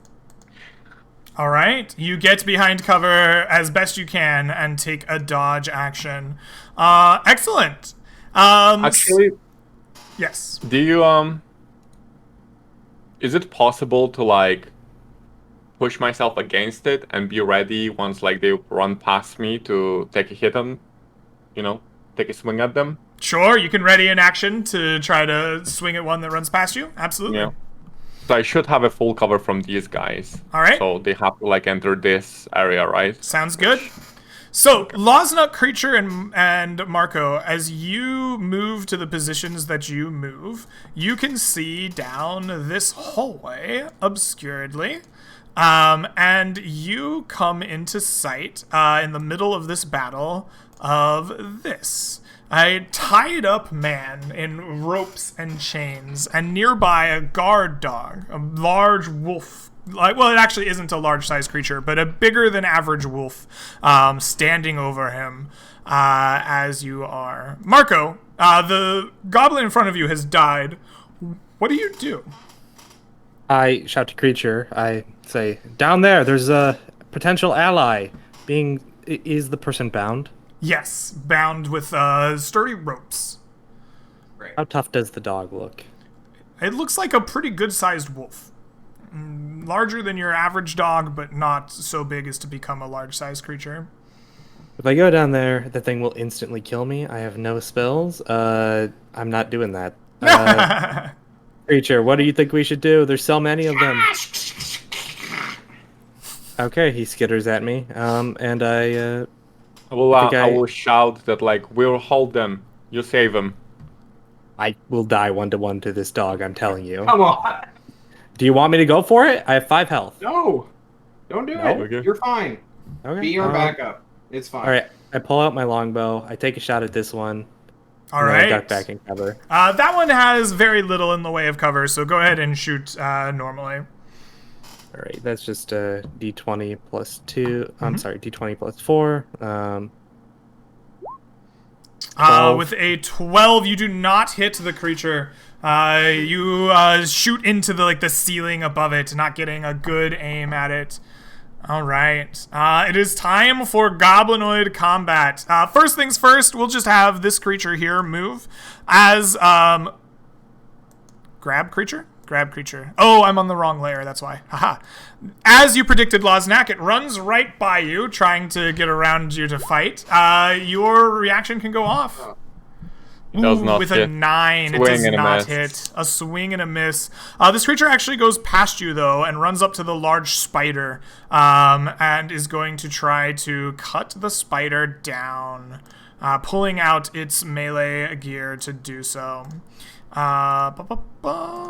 With an 18 against spider AC, for 7 more slashing damage. Yeah, that's fine. These two are going to 1, 2, 3, 4. 1, 2, 3. Move here around the rocks to get a good look at the enemies here.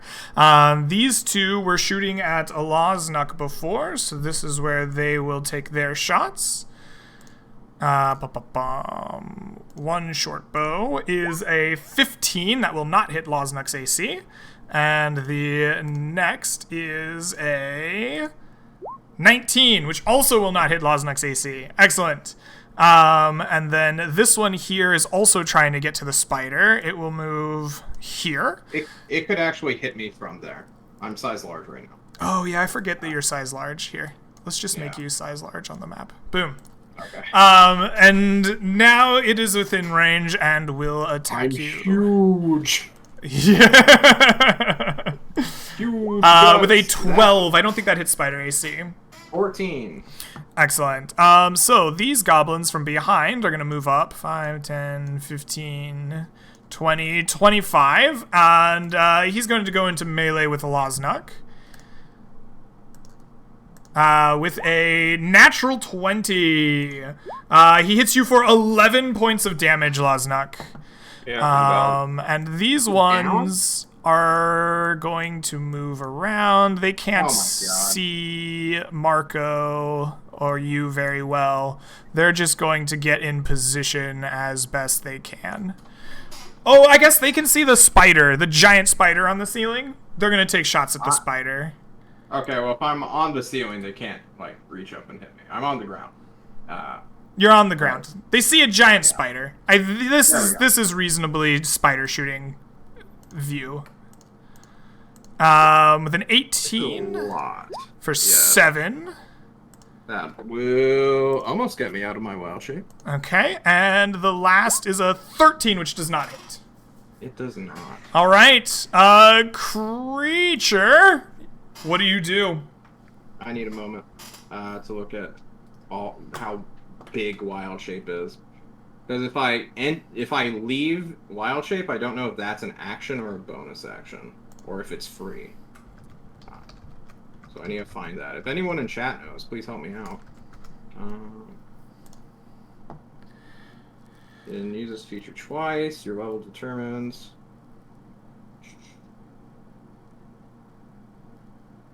All druids can revert to their normal form as a bonus action. Okay. Only moon druids can transform into a beast as a bonus action. So as a bonus action, you can revert from your beast form, but you have used your bonus action for the round, so you could not turn back into it with Well, it's a new turn, right? Well, it's your turn, but you only get one bonus action. So you could use your bonus action to leave, but not go back into it. All right, I'm going to use my bonus action to leave spider form and action cast sleep on 6 goblins, ignoring the unconscious dwarf who is. Oh, is Loznuk down? I didn't realize he went down. Yep. Okay. You cast sleep. Please roll me 5d8. I shall roll like a god. Please do. 31. Okay, that's good. Are any of these goblins injured? The injured goblin is dead. So these 3 all sleep. We will mark them. We'll just mark them with red things. It's easier. Okay. All right. 3 of them fall asleep. So and now you're like normal sized again. I'm normal size. So these 5 have bows. These all have bows here. They haven't closed to melee and pulled out the swords and stuff. Okay. I'm still confident we can win this, boys. So Why? with movement, why? Because I'm a god. Okay. We needed to take a log rest. All right, let's keep going. Hey, you're the one who just wanted to press on. So if I move here, does the dog even see me? The dog seems to be like guarding this prisoner for the most part. It is not paying too much attention to the people up there. Okay. I'm going to step back to here. To get behind cover. Okay. As you do so, the dog catches your attention. You catch the dog's attention, and it doesn't make a move or anything, but you do hear a low growl from it as it kind of looks towards you. I want an animal handling. Just be like, yo, I'm your buddy. All right. Look at my cool mask. You cast sleep for your round, so you can animal handle next time. Loznuk, you apparently are bleeding out. I did not realize. Please make me a death saving throw. Yeah, I do a lot of that. Yeah. You should assume at this point, you know. Listen, not 20, okay? Oh my Ooh, god. that is one failure. Marco, We're 0 to 17 next round. it is your turn. What do you do? Join me, Marco. I will, but I shout in Goblin, just so they know. I'm like, I am a proficient healer. Just in case that's... like, and I shout loud enough, specifically to the... Save me! I'm proficient in healing you. No, I shout to the back of the cave, specifically to the Hobgoblin. I say, I'm a cleric and can heal people, so once you eventually win, feel free to capture me. And then- God. You coward! Absolutely true. He is 100% coward mode. That he will run down here and All smack right. the dog. You smack the dog. All right, please roll to hit. Oh! You hero boy. Just roll a nat 20 right now. 13 will strike the wolf AC, so... 8. Give me damage. 8! I actually didn't roll his hit points. Oh! All ones, please. Oh! We need the wizard. He's dead! Get the wizard! He rolled only 1s and 2s. He dead. That is a dead Okay. wolf. I'll take a to duck around the corner and be like, oh god. All right. There's still a bound human? Yeah. Yes, human. human. That in the bottom of the cave there. It is goblin turns. They cannot shoot their bows effectively at you. You've ducked behind the stones, so they draw their weapons and begin making their way into combat range. There is. Oh, that's one's too far. Oops. There we go. 1, 2, 3, 4, 5. You made a mistake!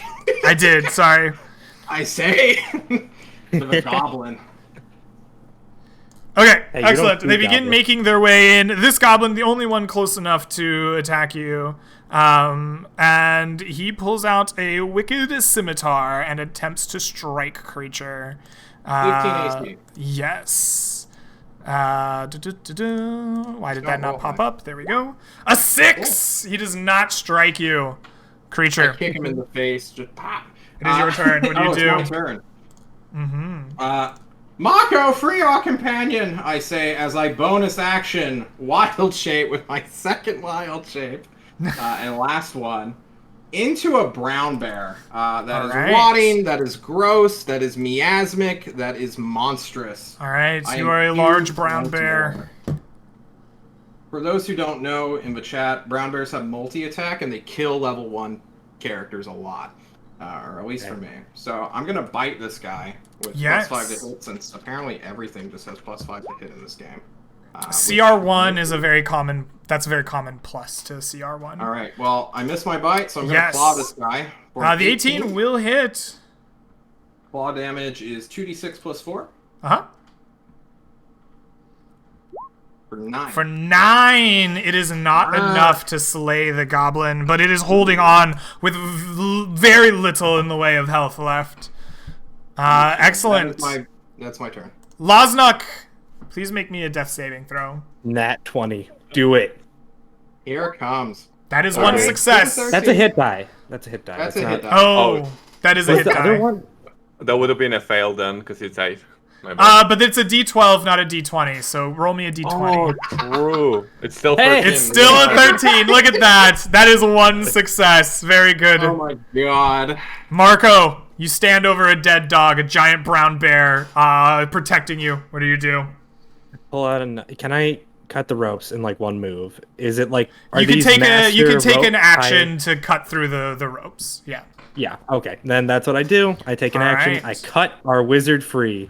All right, And Sean, I will tell us about your new character that's just been cut free.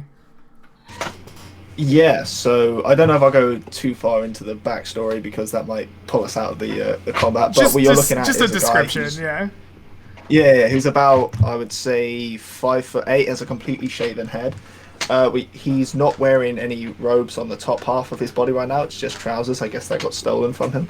He's got a tattoo of a dark star tattooed around his eye. He has the face of a black dragon emblazoned across his chest, and in Dragonic, starting on his left hand, moving up his shoulder blades and to the right, he has written "We are the men who claim the stars," and that's pretty much what you can see from him. That is badass. Marco, you free this character, and he stands up, wobbly a little bit. Go ahead and roll yourself into combat, Sean. Sure. We've come to say no. I think I say rise again one last time, just for the road. All right. His name also begins with an A, so I think he's dead. But you are an 8. So we will put your new character's name is what? Aaron. No. And Stiffus. Yeah. Oh, why would you do that to yourself? Aaron, you are an 8. All right. We'll move this into descending order, and it's already there. It is Goblin turns after Marco. Goblins, this one is like all but dead, and it's going to try to retreat back away from the brown bear. Brown bear, would you like to make an attack of opportunity? I would love to snap its neck, yeah. All right. I snap its neck. You do so, yes, it is dead. It had 1 HP left. Ah! Dead. These goblins close. 1, 2, 3, 4, 5. It closed. These two can be in melee. These two get themselves in best arrow shooting range as possible, and they're gonna try to slay a brown bear. The first 2 melee attacks against you are an 18 for 8 slashing. The second scimitar attack is a 20 for 6 more slashing. And then we will get 2 arrow shots. The first is a 22 for 7 more slashing. Spear piercing this time, excuse me. And a final shot is a 16. All hit. All hit for 7 more. Would you be open to make a case for half cover? Since the goblins are standing right in front of goblins. It wouldn't matter even if I... Oh, okay. All right. You have taken 28 combined damage, so you are still in your beastly form. Creature, what do you do? I got 6 hit points left. I'm still good, bro. All right. I'm going to action bite. 1d20. This guy in the face. The 11 does not hit. No. Then I'm gonna claw him. For the 17 will. 2d6 plus 4 for 7. 7. He does not go down, but he is gravely wounded. That is fine. That is my action and bonus action. So. All right. Loznuk, please make me a death saving throw. 20. Yes. 14. That is 2 successes and 1 failure. Very good. Aaron, you have been freed from your bindings. How do you act? Eyeball. He sort of gets up at first, sort of cracks his neck to the side like that, begins to rub his hands together, and then just whispers into his hands, "Bring me their hearts," and then casts magic missile, sending a bolt into each one of the first 3 that I can see. Ooh. So that should be like 1d4 plus 1 for each, right? Yes, that is exactly how that works. Very good. It hits. You can kind of position yourself, I guess, behind the brown bear, get a good view over the top of him. The 2 points of damage, oh my goodness, it actually doesn't kill the wounded one. Oh my god. Oh my goodness. Any other roll would have done it. Okay, that's... Oh, I've done that wrong. Sorry. Let me get my glasses on. Please. Ruining the epicness. Yeah, 2 more missiles. Are you gonna shoot? You've shot once. Are you gonna follow up with the second missile on the same one since it didn't die? Oh, yeah. For some reason, I'm struggling with this right now. No. I decided I was gonna fire it onto. Okay, still gonna split up your missiles. All right. A hero. What a chat. I don't know what's happening right now, but it worked. I can't seem to roll it for some reason.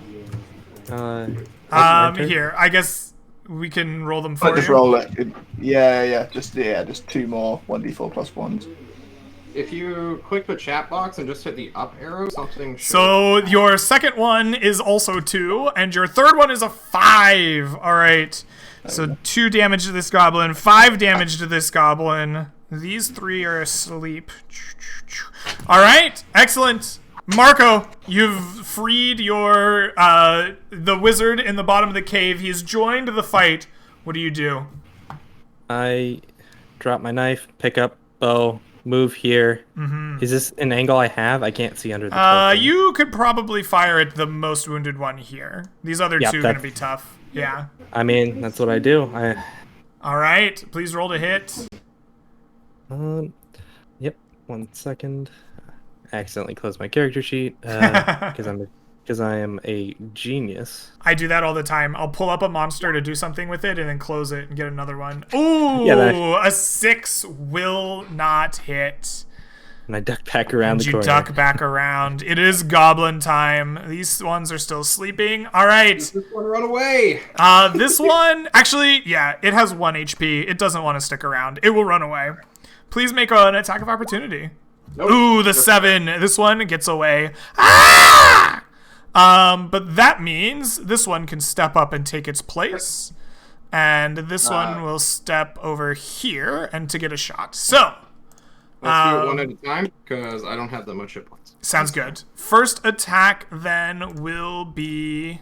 Oh, God. I did the same thing you did. Roll a 3. The scimitar is a 6. It will miss. A miss, wow. The second attack will be a 10, also a miss. And Oh my the God. short bow will be a 21 That'll hit. That'll for do it. 5 piercing damage. Oh. I'm at Just 1. enough. You are still in grizzly bear form, creature, or I guess brown bear. What do you do? I rip and tear their guts. All right. 17 on 17 the hits the goblin. This is the bite. Yes. So it is a 1d8 plus 4. Mhm. For 6. 6 points of damage. So that goblin there actually took a number 5 missile. So this is 11. He is dead between the missile and right. your bite. 1d20 plus 5. I claw the other guy Okay. who is still there for a crit. Oh. So 46 plus 4 for 18 He is damage. very dead. That is a very, very dead one. Hang on, I need to call out Temer in the chat. You doubted me. As I step over the fallen body of these goblins and roar. I'm gonna eat them. Loznak, please make me a death saving throw. I don't want to. Nat You 20. got Put me on. Oh no! Oh, Loznak! Oh, that is 3 failed death saves. Loznak has perished. Oh, ripperonis. I'm so sorry, I'm Loznak. so sorry. I knew it was coming. I was prepared. Oh, I had a spell slot left. I could. No, what? I don't have. Yeah, I don't have healing word. I only have cure wounds. I have, Me too. Hey, welcome to the club. Listen. It's, that what happens in like 25% of your rolls are like not ones, man, Yeah. that's rough. Rip. Feels bad. You were so close to stabilizing too. Aaron, 1 a.m. it is your next move. What do you do? Are there any... Okay, so I'm going to move forward Uh-huh. a little bit. Can I get around the bear, or am I just... Yeah, sort of you can move stuck? through ally spaces, yeah. Okay, I'll just sort of peek around the corner. So there's only one goblin up, right? Which is that one there by the door? There's this one here, and this one here. This one backed away and has 1 hit point, and 3 sleeping ones around your dead friend. Okay. Then I'm going to shoot a firebolt at the one right in front of me. So Okay, hopefully absolutely. that should Please go off. roll to hit. No! Your fireball goes into the ceiling. You're trying to throw it over this large brown bear in front of you, but it made you shoot way too high. You miss. I'm just in the way. Sorry. Marco, what do you do? I move to here. Do I have, let me use the tool here to get the angle and make sure I actually. I think that you can see this guy and Okay. shoot him. That's fine. I'm like standing. I'm doing the Here. bear stand on its hind legs, trying to. I'm still in your threatening range. You can't hit me. The 13. This one had a short bow out. Will hit the goblin Ooh. Right. for 4 points of damage on the undamaged goblin. All right. It is their turn. Oh, I was gonna move, but Oh yeah, finish your move. we know exactly where I'm moving. The goblin's turn. This one with 1 HP goes running back deeper in 5, 10, 15, 20, 25, 30, 5, 10, 15, 20, 25, 30. And it shouts, and Marco, you can hear it shouting in Goblin, like, "Help! We're dying, boss!" And this one here has a brown bear in front of it, and it also is scared. It's going to turn and run. 5, 10, 15, 20, 25, 30. Oh, go ahead and make an opportunity attack. You hit it. All right. Can you do 10 damage? Oh, okay, it dies. It goes, "Help!" And dies. Slap its head off. With my Yeah, bear. yeah. Excellent. Creature, it is your turn. What do you do? So they're incapacitated, which means I auto crit them if I hit. Yes. Should I just kill these goblins real quick? Sure. Go ahead and roll to hit. You have advantage. Okay. So this is going to be for the left one on the bite. For The 10. Well, you have advantage. So I just miss it. no, apparently. you are unable to strike cleanly at the goblin. Like you bite it, and like you bite into like just its leather armor, and you can't wound it. Okay. I just stand on hind legs and just it with my claw attack as well. 14. 14 will hit the downed goblin. Please roll critical damage. Roll 46 plus 4. 17 on that guy.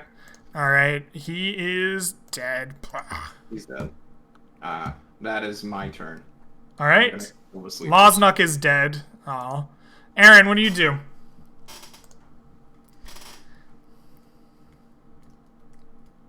And it's just going to like grab like Miner by the shoulder and just looking at him. He looks basically nearly dead, and the bear looks like it's been torn to pieces. And say that we need to get out of here, or we're going to die because we have basically no hit points left. And he's going to move up towards the bear and say a similar thing, because I don't think like he would have known that there's like a lot more people in this cave and they will kill us. So All right.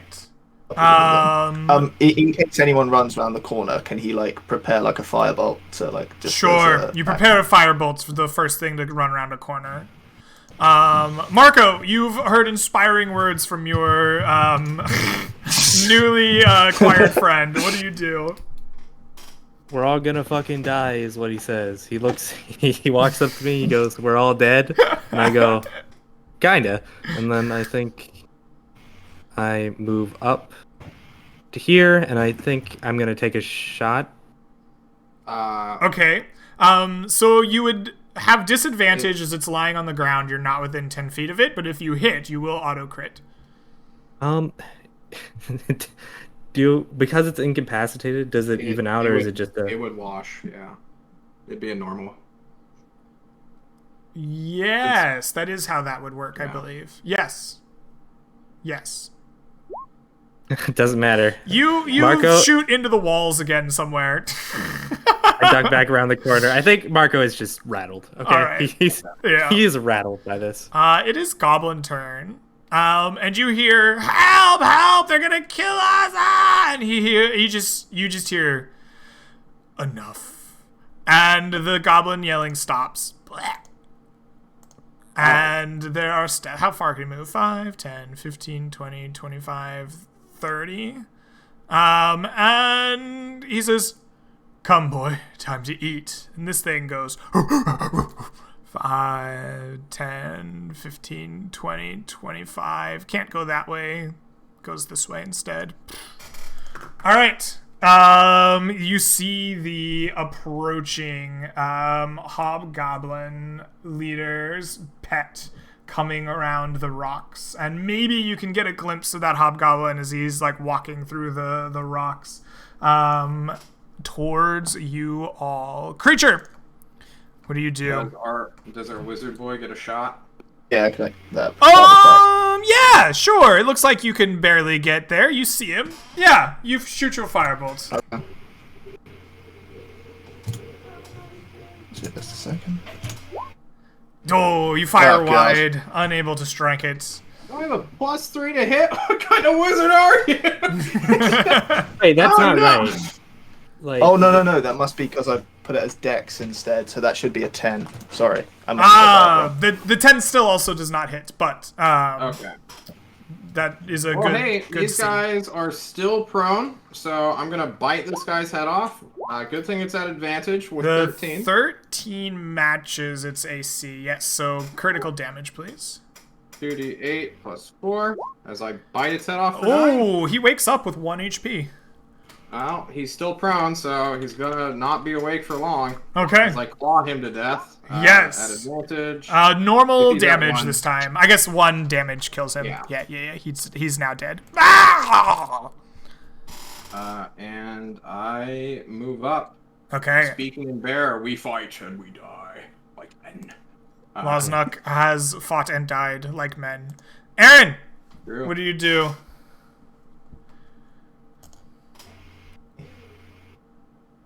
Yep, Aaron. Sorry, okay, so gathering that we're going to stick around, then I suppose he's going to cast Magic Missile at this big animal. And Okay, absolutely. see- Roll me 3d4 plus 3. Excellent. Yeah. 10 points of damage. The creature and is pained. Is this the Um, wolf? Like, would I be able to dire or wild shape into this guy later? Or is this some other combination? Yes, you can transform into the normal version of this guy, Okay, cool. but not the custom creature of the wild that it is. But like you could Okay.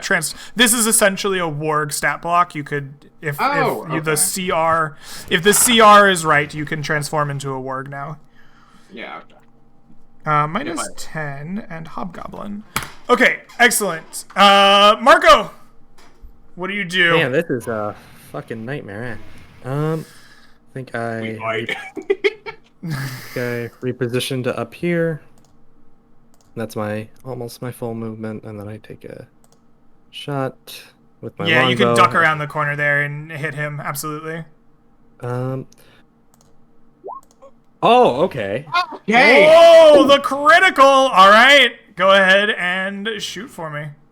I do 10 points of damage, and I duck right back behind that pillar. You do 10 additional points of damage. Ooh, it's so close to dead, but it is not. Oh. All right. That is Marco's turn. It is now the goblin's turn. This goblin is now dead, having been killed by the hobgoblin. He goes, "Get him, boy!" And this thing goes here, here, here, here, and... Does he get distracted with this super awesome court? No, I'm... No, he stands over the corpse to fight the grizzly bear, brown bear in front of Alright. it. See it. And it will attack you with its mighty bite. All right. With a 14. That'll All do right, it will do. You can Oh my ignore. God. You can ignore the extra text on here, and the 3 damage. So you take 11 piercing. Wait, I take 11 piercing. 11 piercing from the bite. I am no longer a bear. All right. And then I lose 10 health, bringing me to 14. I don't know. I think druids might not have to. Is there over damage? Yeah, overflow damage goes to Yeah. your normal Oh, HP. okay. Yeah, that is correct. reaching, All right, okay. and then the hobgoblin goes 5, 10, 15, 20, 25, 30, just lazily walking forward, hefting a large cudgel and a blade at his belt. All right, creature, You've been knocked out of bear form. What do you do? I reposition here. Going to action poison spray it. So please make me a... Wow, that is a terrible roll. Constitution save. It fails. And guess what? It dies. Oh, Beautiful. cool. Yeah, 22 on the nose is its health. If you buy me time, I can win us this battle. Alright, I step away just a little bit. I'm still committed, boys. I'm not abandoning you. Losnuk is dead, sadly. Aaron, there's one combatant left in this cave. What do you do? With a slightly invigorated confidence after seeing the animal before him die, Aaron brings one more firebolt into his hand and blows it in the direction of the hobgoblin. All right. And should be at +6. For some reason, it's going at +4. So that should be a 13. That's a 13 to hit him. He is wielding chainmail, but no shield. So his AC is 16. You miss. It erupts on the chain on his body. Excellent. That brings us to Marco. You see this lone hobgoblin marching forward. What do you do? I shout to it in Goblin. The one in front of you isn't dead. He's just pretending because he doesn't want to fight for you. That's so. And I turn the corner and he says, I might fight for you after this is over. We'll see how it shapes out. And then I spin the corner and take a shot at him. Okay. All right, you spin around and shoot him. With a 6, you shoot really wide. Marco is very rattled. I think Marco shouts and pretends it was intentional. Be like, just pretend I'm trying to hit you. I don't want him to turn into a bear and murder me again. It is the hobgoblin's turn. Would you give me a charisma persuasion check as you shout at the hobgoblin? He's not. I have a -2 to this. Let's go. Natural 20. Here it comes. Come on. Wait. There's a deception here. I feel. Is this a deception? Are you being honest? All right. Give me a charisma deception check then. The hobgoblin laughs at you and marches directly towards you. 5, 10, 15, 20, 25, 30. He can't get to you yet. And so he double moves. 5, 10, 15, and he just looms over you, laughing in hobgoblin. I will enjoy your death. Creature, what do you do? Whoosh. I move this way. Going What the fuck? Help me. No. I am helping you as I use my last first level spell slot to cast sleep upon him. Okay. No, that's not. So roll 5d8. Yeah, I'm just targeting him. Calm down. It's an AoE. Just woo. Why are you freaking out, Marco? Now I'm worried. 24 hit points. Oh shit! I think he's asleep. Oh, Please. He's asleep. yes. Okay. Okay. So is Marco. Immediately. How many hit points? How many hit points do you have, Aaron? 8. 8? Yeah, everyone's asleep. I think the AoE wasn't there, but Even if it was, like, it would target the highest health thing first. Lowest health first. Oh, lowest? Yep. But everyone is asleep. You have successfully slept the whole cave. That was a very low hit point creature, apparently. Oh! okay. I'll take You it. just wake people up by kicking them or whatever. Kill the ones on the ground. Just slit their throats. Well, I'm gonna wake up my boys. This right. one only has like 4 turns left of being asleep. So as soon as I wake up someone, we go and murder that guy real quick. Okay. So do you want us to You roll that? auto kill the baby goblin. I don't care. Okay. Baby goblin We is kill the dead. Baby goblin. Boys, I say, Shillelagh, my new rod of power. Uh-huh. Like, All right. so great. All three of you get your melee attack that you most feel you want and attack with advantage. All hits or crits. Can I take his greatsword and kill him Yes. with it? Okay. 23. Yeah, the 16 hits, the crits. The it's at 6. advantage. The 6 doesn't matter. The 23 hits. So Wait, is that wait, critical this is- damage? Roll me another D4, Sean. Sure. Oh, I did roll twice. no, it's just you that's- subtract the. Oh, dex I from see, the I second see. one. So it should be. Yeah, so 10. So it should be 9. No, 10. Oh, okay, yeah. Did much is anyone else greatsword? hit? Marco hit. Yeah, I did. How It's much does dead. the greatsword It's do? very dead.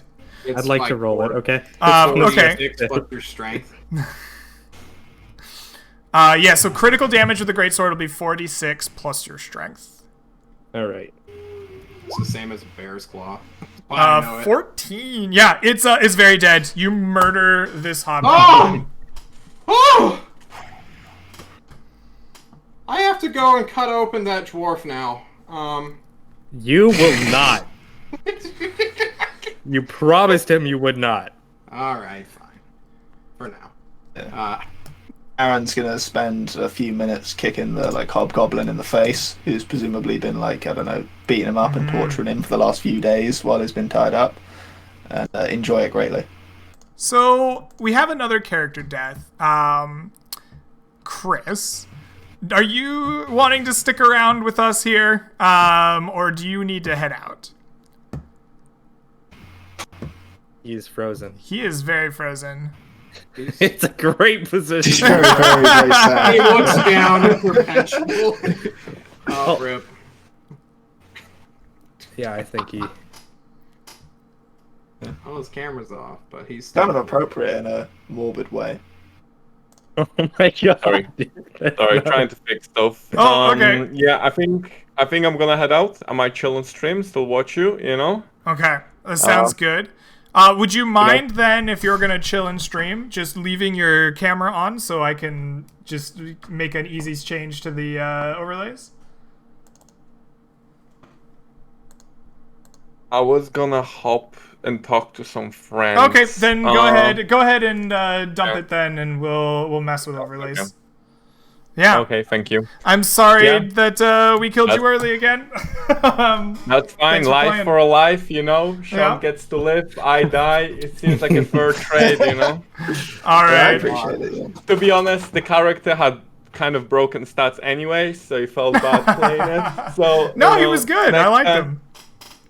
Next time, yeah. I never mentioned the hammer, by the way. The hammer have a bone handle.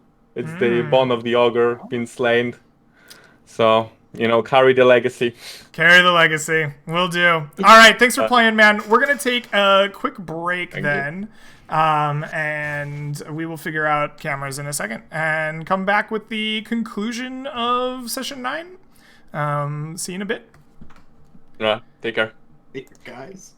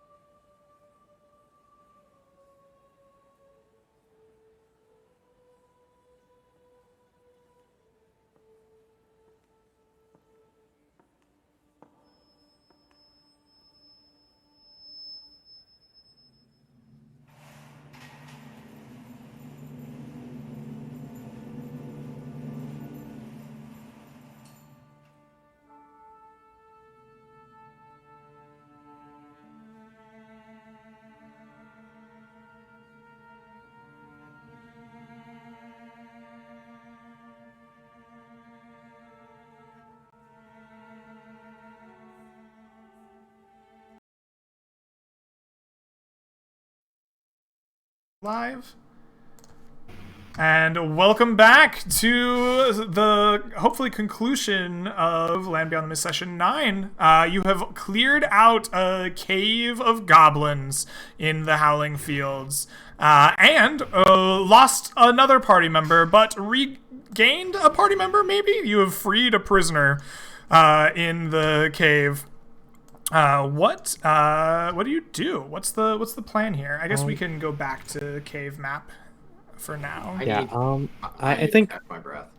Oh yeah, we're catching our breath. I think the first order of action is I pull my water skin off the side of my belt and I hand it right over to the new wizard friend and I say, "What's your name?" Aaron, brother. What's yours? Marco. Glad to help. Glad to have you help, man. I was pretty certain I was going to get eaten in the next few days. So if you hadn't stumbled, and he stops mid-sentence, and suddenly looks over at the cleric and sees the little bolt on his waist, the magical device that you found, and you just sort of see him staring at it for a few seconds and doesn't say anything, and then just sort of turns back to you and says, "Never mind. I'm glad that you showed up, man. We should see what they have lying around here, and maybe have a little break." He's going to sort of. That. I won't watch the entrance. I think. Well, I'll wait. Okay, so creature watches the entrance while the rest of you explore through the cave here. I'll just let you guys explore the cave as you will, and I will mess around with the Roll20 here for Twitch chat. In the top left of the cave up here, there is a wooden grate that leads to a chamber deeper into the cave. There are wood slats like nailed together and propped up. It looks like a makeshift kind of barrier. And from that, you can hear whispers and gibbering and something just on the edge of your vision, just like emanating from it. As we move our way over here, there's a pile of skulls that the hobgoblin sat upon in his mini throne, and it has mostly just bones and nothing on it, but it is covered, it is draped over with a like silk, almost like carpet that he was using to lounge on it. It is well maintained and largely cleaner than anything else here. And on the pattern of the silk, there is a depiction of a great horned black tower rising up out of what appears to be kind of a plain, much like the Howling Fields. You think that this is probably quite valuable craftsmanship, worth upwards of 50 to 75 gold pieces. In the back, Aaron will show you that this leads to a big pit of muck and bone and trash and grossness. But amidst the muck, you see the glint and shines of metals and trinkets. Coming further south, there are two big racks of armories. Lots of goblin scimitars hang from one. An armor rack lays mostly empty. It seems this is where they keep their equipment. And further south, you see mud huts constructed in the cave, ostensibly where they sleep. And upon inspection, you find 35 gold pieces worth of odd trinkets and bones and stones and feathers and whatnot hidden amongst the homes. All right. While they're doing that, I'm obviously taking a short rest. So that. Yeah. Okay. I think the whole party, as necessary, can take a short rest and spend 10 minutes catching their breath, taking some rations.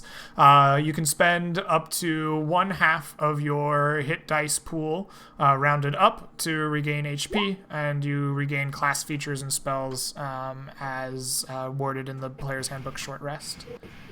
After that, I want to go get the mule that our fallen brother has left for us, and bring it into this cave Okay. so that it's out of sight, out of mind. Yeah, absolutely. Come on, boy. I'm your master now. Um, So, what do you all do? before we take... Yeah. Sorry, go ahead. I have more actions I can do, but if you guys want to do stuff, please.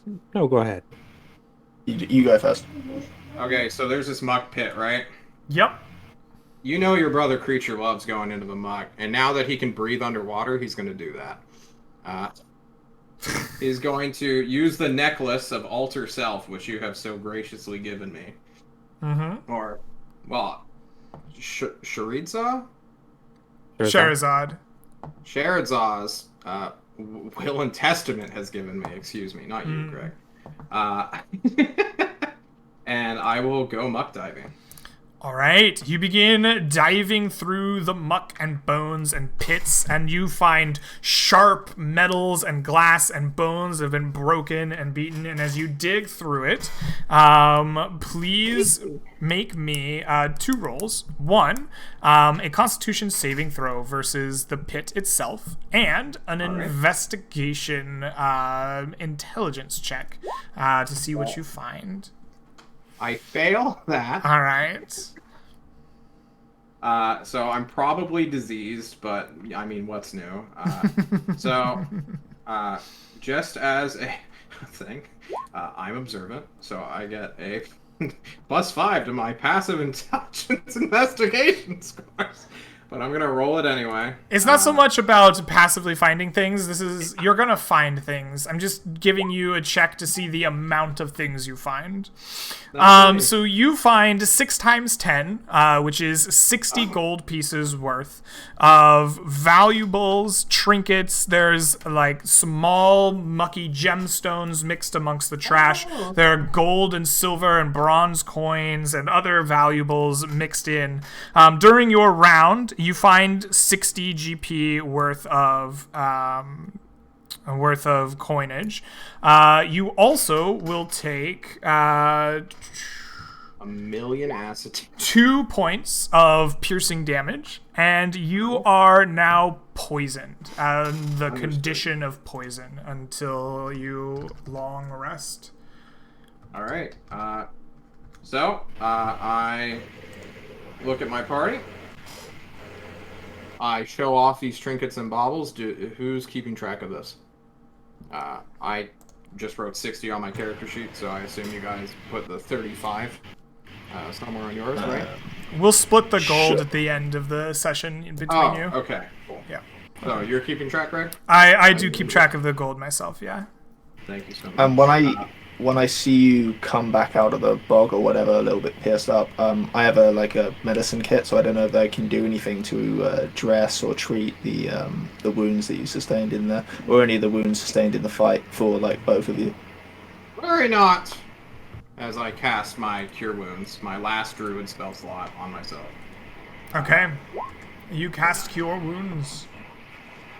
Bringing me up to 21. Alright, cool. I'm done. I Okay. can long rest now, boys. I'm satisfied. So, anything else that you would like to do? You said that there were noises coming from that one section, correct? Yes, indeed. Whispers So if I at get the a- edge of your hearing and small gibbering noises wafting through the area beyond that wooden kind of barricade set up. I would just like to... So, 2 things. No, I'm not going in. I'm not gonna commit suicide immediately. I don't know what's beyond there, and I don't know whether it'd be better to throw a bunch of drag the goblin corpses in front of the area in front of there. So if something hungry breaks free, it's not gonna come for us. It's just gonna eat whatever's in front of it. Now Or you're not against sacrificing. I'm not Proud here. of you. I love you. Sure thing. I love you too, creature. And I think I'm more worried about something breaking in. I'm looking at all the entrances. That thing is pit and closed. I drag like 3 or 4 goblin corpses over, and I just like drop them in front. So if something hungry breaks free, it'll eat those and make a lot of noise and wake us up if that comes to that. I look at all the other potential entrances. I look in the hut area. I don't walk through there. I think I just say in Goblinoid. The fight's over. If there's anyone in there who's injured or not, can you please just come out? I don't want to. You don't get any responses from the huts. They lie silent after your calling out to them. All right. I'd ask Aaron and Creature to flank me, and I'm just gonna walk right to them and look in them and make sure there's not like goblin babies in there or something. Did you already search them all? Sure enough that they lie empty. Okay. And they inside of them there was some amount of trinkets and gold and other things that you can find. Oh, So did we already find this? Or? Yeah, that was part of the exploration okay. while I watched the entrance. I just think assumed Marco- that there was nothing of danger in there, and so I just kind of washed over it. My fault. No, my bad. I should have noticed the way you described it. I wasn't sure if it's like, okay, we go to sleep, and then the 20 goblin babies sneak out with their daggers and stab you in the night. But I'm just paranoid. So I think Marco does one last pass over the cave, goes to a corner, and just lays down flat on the rocky stone, and just closes his eyes. All right. I'm Goes going to to sleep where the goblins once slept, because assumedly that is safe. You Okay. can join me if you wish. I think we should all sleep together. That'd be the suggestion that Aaron makes. Yeah, Maybe not too we close. can make but, a very rudimentary alarm system with like racks or bones or muck. do you have picked up any of Albus's caltrops that we could put around the section? I was waiting for our boy to send us his list that he made. No, Alvis. So the first. So he was the guy who like looted Alvis. Oh, okay. Like I have Alvis's stuff like pulled up on a snippet, but I assumed we just like took the food and then left. If that's what you did, then that's fine. Yeah. Probably just what happened. All right. So the party takes a night's rest inside the Goblin Cave. I will roll to see if you have a nighttime encounter. -1 for being in a secure location. And sure enough, you do not have a nighttime encounter. So the nights pass. You manage to keep yourselves hale and hearty. You leave the gibbering area of the cave well enough alone. And let's make some foraging rolls for your day. We'll make Aaron immune to the foraging rolls, but Marco and Creature, you did travel a whole day through the fields. So please, you moved at a slow pace. Please give me survival wisdom at advantage with DC 15. All right. 24 and 22, you both successfully found food and water for the day. You let the pack animal graze. You do not need to mark off any rations or feed for the day. And now you get HP. So it is a full night's rest. You can spend any number of hit dice remaining in your pool. And then regain any and all class features and spells associated with a long rest in the player's handbook. And then at the end of it, you can regain 1/2 of your hit dice rounded up to replenish your pool and use the next day. All right. I am good. So we have this mule. I don't know what's on it, but obviously I want to just put all the shiny and heavy stuff on it. So the great sword. If we're taking that, I don't know if you want to hold on to that on your own. But we're definitely putting the rug and all the shiny muck bits on it. Okay. And then we can Absolutely. head home. If we found a water source after we fill our water skins, I imagine we're just gonna wash those gems down. Okay. Yeah. You wash them off, get all the muck out of them that you can, and load them up on the mule. Absolutely. Okay. So, next day, what is the plan, Navigator? I would like a route and a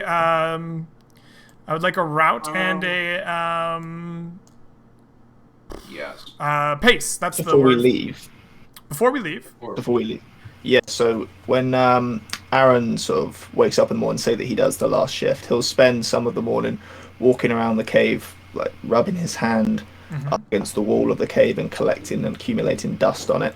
And he'll sit in the center of it cross-legged and begin to rub his shoulders repeatedly over the course of 10 minutes, just like rocking back and forth and whispering to himself. Over time, you'll start to see steam begin to accumulate from his hand, and the writing across his back and arms will start to illuminate. And after a while, the steam becomes like a thick fog until all of a sudden he breathes it in and his eyes spin backwards and 2 black slits emerge and pop outwards to both ducts. And then all of a sudden the world takes on a grayscale sort of aesthetic as he casts Detect Magic. And I'm thinking wherever there's a magical source, it appears as like a fog. The greater the sort of aura, the thicker the fog. And I don't know if I can tell the school, but I thought it might change color depending on which school. Absolutely. You begin walking around the cave, casting your Detect Magic and glancing from place to place. You definitely, let me, I guess, pull you back to, I guess it doesn't matter. In the corner to the top left, where the grate was, a fog slowly is like trailing up and around that corner beyond, out of sight. There's definitely magic back there beyond the grate somewhere where the gibbering comes from. As you look around, your magical sight will show you the magic trinkets buried in the mud and muck. So you find 3 vials that have been largely untouched and unbroken in the otherwise kind of disturbed pile. Each of them holding a different colored liquid, blue, red, and green. They seem about good enough for 1 drink each. And you see inside of this pile 2 weapons, a single simple broadsword and an axe, both of which glow very faintly, or like emit a very faint fog of magic around them. Okay. So I guess we'll put the potions on my sheet, and we can, I guess, put the weapons on the mule or whatever. Okay. Yep. Absolutely. All right. Good play. We do so. Do you want any? Can either of you use these? What, the weapons? Yeah, the broadsword and the hand axe. I looked to Can't the use battle cleric specifically. Battle cleric, do you want a new weapon before we press on? I look at the classic little broadsword. I look at the axe. Do they have any specific designs, or do they just look standard? They look pretty standard. They're old weapons, both of them. And they are well and finely crafted. You can just tell looking at them that they are a fine make. The leather wrappings around their handles are old and pitted with time. They seem to be in need of replacement. The blades themselves, while well made and are not well cared for and are slightly, tarnished and aged, but there's no inscriptions laid upon them or particularly features of note beyond their make and material. You know what? I'm sure they're not cursed. I just grab the broadsword and I put my hand on the handle and I pick it up. All right. You have a +1 broadsword. And then I pick up the axe and see what happens. And you have a +1 hand axe. Nice. All right. What a hero. Yeah, a little. Dual Yeah. wielding. No, I don't do that. That's a terrible idea. I put the axe back on. Dual-wielding battle cleric. I What a proceed Chad. to. Okay, you're selling me on the idea. but you're not going to give me both +1 weapons, okay? Are you? I don't care. I have a scepter, bro. I'm happy. Okay, wait. I think... Okay, if we all I take don't stock... know what weapons you need. But you should get a magical weapon. Tell you what. Aaron, you want the potions, I take the weapons, and then he takes the scepter? Does that seem reasonable? I was The scepter's really looking mine, at that no scepter matter quite what. intently, but I guess he'll concede that point. I guess he won't give away that he's very interested in it. We'll just sort of I say. bet Just you- for the as long as- record, you can Betray me. you can lay claim to magic weapons at the end of the session if you so desire. Just for the time being, you can split them up however you want. Yep. Just remember who saved your life. Yeah, I think Marco, after surviving this and being pretty certain he's gonna die, is feeling himself, and in his main hand he'll have the magic +1 broadsword, and then in his offhand he'll have the hand axe. All right. Creature begins to hastily, get the mule ready, because now he has to lead the party and the mule, like by hand, because he doesn't trust these people. All right. So, Like, all what right, is let's the go. what is the route and the pace that you are going? We're going up the valley, and we're going to try to head for that golem that we saw. And from there, we're going to get our bearings and shoot straight south, I believe. Okay. And then eventually east once we get more closer to the plains. And when we're well out, John has something to... So the plains and the fields, like the Howling Fields is the name of the plains that you're going through. Like they're not two Okay. distinct areas. Understood. Well, I don't know if you're looking at the table or if you're looking at your pool map, but it's going to be like a south by southwest. South by southwest, and you're going at a slow pace? Yeah. Okay, go ahead and roll me a survival wisdom navigation check at advantage for your slow pace. Your DC to navigate is 10 in the Howling Fields.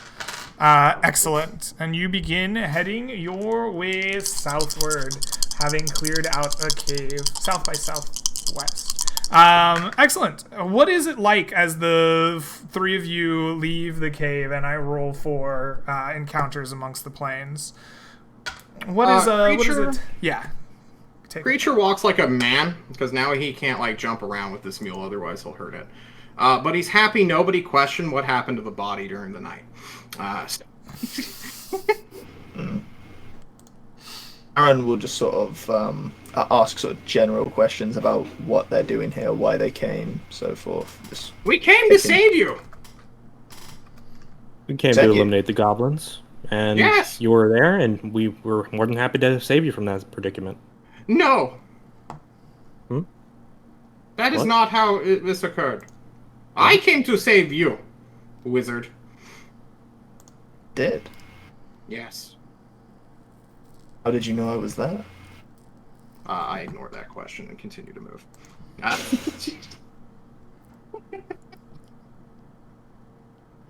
All He'll right. look at you. That what awkward you silence, fucking I did. feel like, is the perfect place to jump in. The two of you just kind of stare at each other awkwardly, a little bit of distrust between you.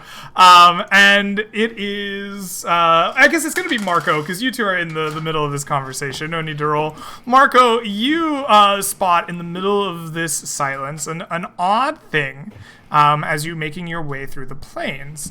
There is a excuse me.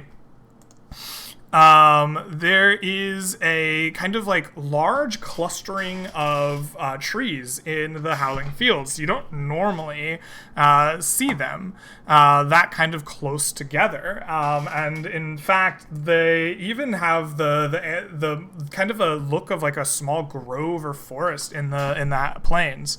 There are small vines dripping down from much thicker trees than you normally see. And from the direction of that, like copse, you hear the sounds of like running water, like almost like a fountain or like a river. I will turn to Creature and I will say, "Hey, Creature," and point at that. And I'll say, "You speak Sylvie, right? What? You speak the language of the trees and the ancient tongues." If that is how you pronounce that name, then yes. Marco will chuckle. He'll point. He'll say, "That seems like your deal. Do you want to head over there, or do you want to go past it?" I need to vibe check these woods. Are they so pure and so awesome and just totally dope and like we should totally go in there? They don't give you the appearance of so pure and so dope. They're unusual, as there's this like big copse of trees that you don't normally find out here in the Howling Fields.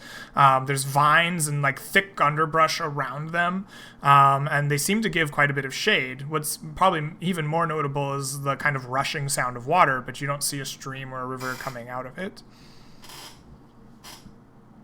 So it's not a swamp tree. No, And no, currently you're hiding not a in the giant swamp. Hydra.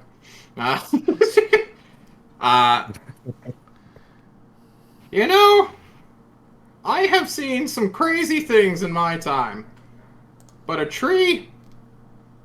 Whew, that's way too much for me, man. I'll take a den full of goblins, wargs, and hobgoblins over a single tree any day. I don't speak elf, and I just start walking away. And Yeah, we All ignore right. your bait, Greg, of getting All right. slaughtered in trees. All right, you walk on, continuing into the late afternoon. The rest of the day actually goes by without a single encounter. The dice are in your favor today, and you begin making camp. What is it like in camp as you have kind of traveled your day out here into the wilds? I don't know. I think it's relatively Creature quiet. is not depressed like he was the previous time he lost Yeah. a party member. He, you know, He's gotten used to it, or didn't like him as much? I guess so. He actually really liked the dwarf. He liked his courage, his pluckiness, and his suspicion. One could say he really loved his heart. I see. He'll be with you always. He will, because Right here. you know, spiders are super quiet.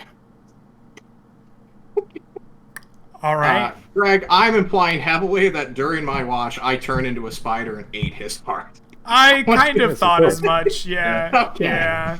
Of course. Now we're a day away, and you know, everything seems okay. No one's gonna murder me. Nobody noticed. All right. So, Well, I'm happy. on that gruesome note, your camp at night has an uneasy silence to it, but is otherwise unmolested. And you are able to sleep another day. Go ahead and roll me some foraging rolls for your day's worth of travel. You've moved at a slow pace, so you have advantage. And your DC boys. is 15 to forage in the Howling Fields here. Creature, you nail it. You find water for the whole group and are able to fill all the water skins. The mule is able to graze. Marco, you've succeeded as well. Unfortunately, Aaron, you were not able to find enough food in the fields, so we will need 2 pounds of rations marked off from someone's character sheet. Yeah, I can do that. It's fine. All right. The reason why is if you guys catch it at some point, you'll just see Aaron, instead of looking for food, he'll just be staring off into the night with little like droplets of tears running down from his eyes. Will be explained later if he survives, I suppose, in the next episode. Very good. All right. Can I sometime during this night speak with animals and talk to this donkey, this mule? I suppose so. Yes. What would you like to know from the mule? We don't have to roleplay it, but like, I want to know: is this like, what is this creature's deal?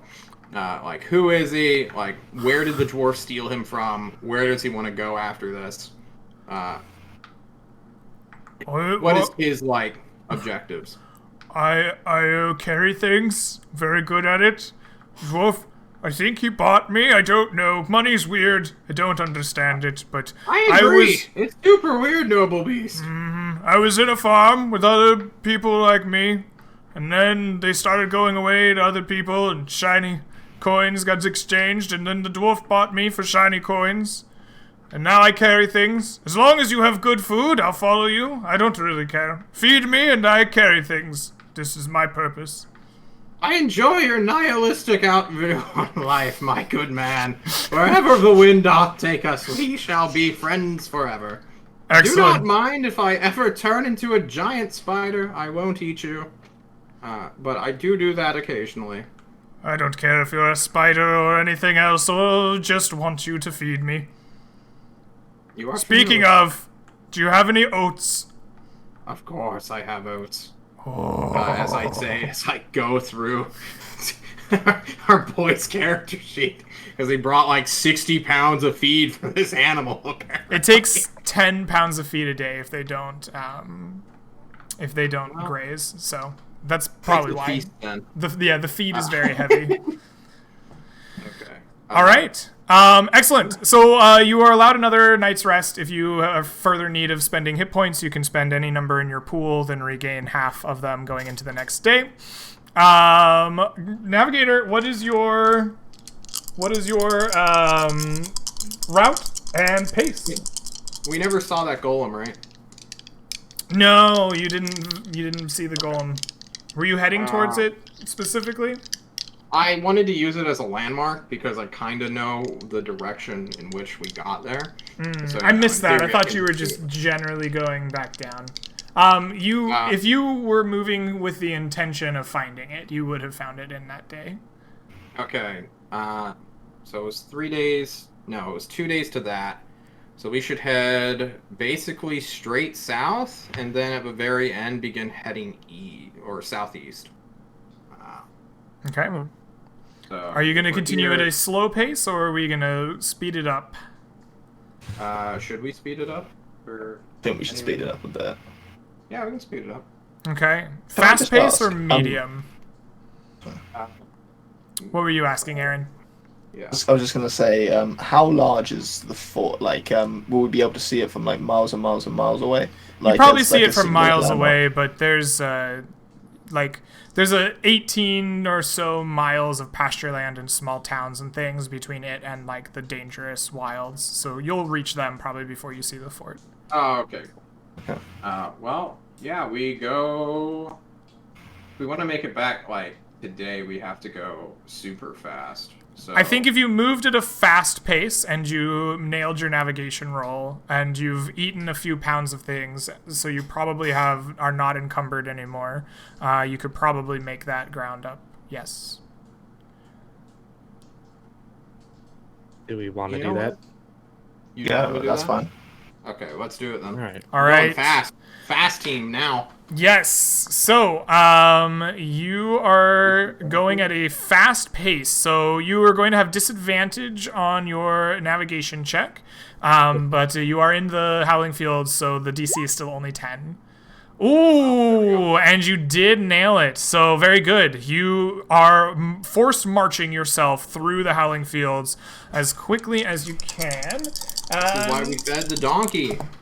Oh my god, why do my dice do this to me on the way back every time? You don't want to kill us? Is that what you're saying? Yeah. Well, it feels weird to have a bunch of encounters on the way and none on the way back. But Because Your we day- we already killed all the vultures, so it's fine. your day goes by, and you. What time of year is it? Is it like summer? It is. I don't know if you even have a calendar. I do. Oh, okay. It is spring. Okay. Yep, it is spring.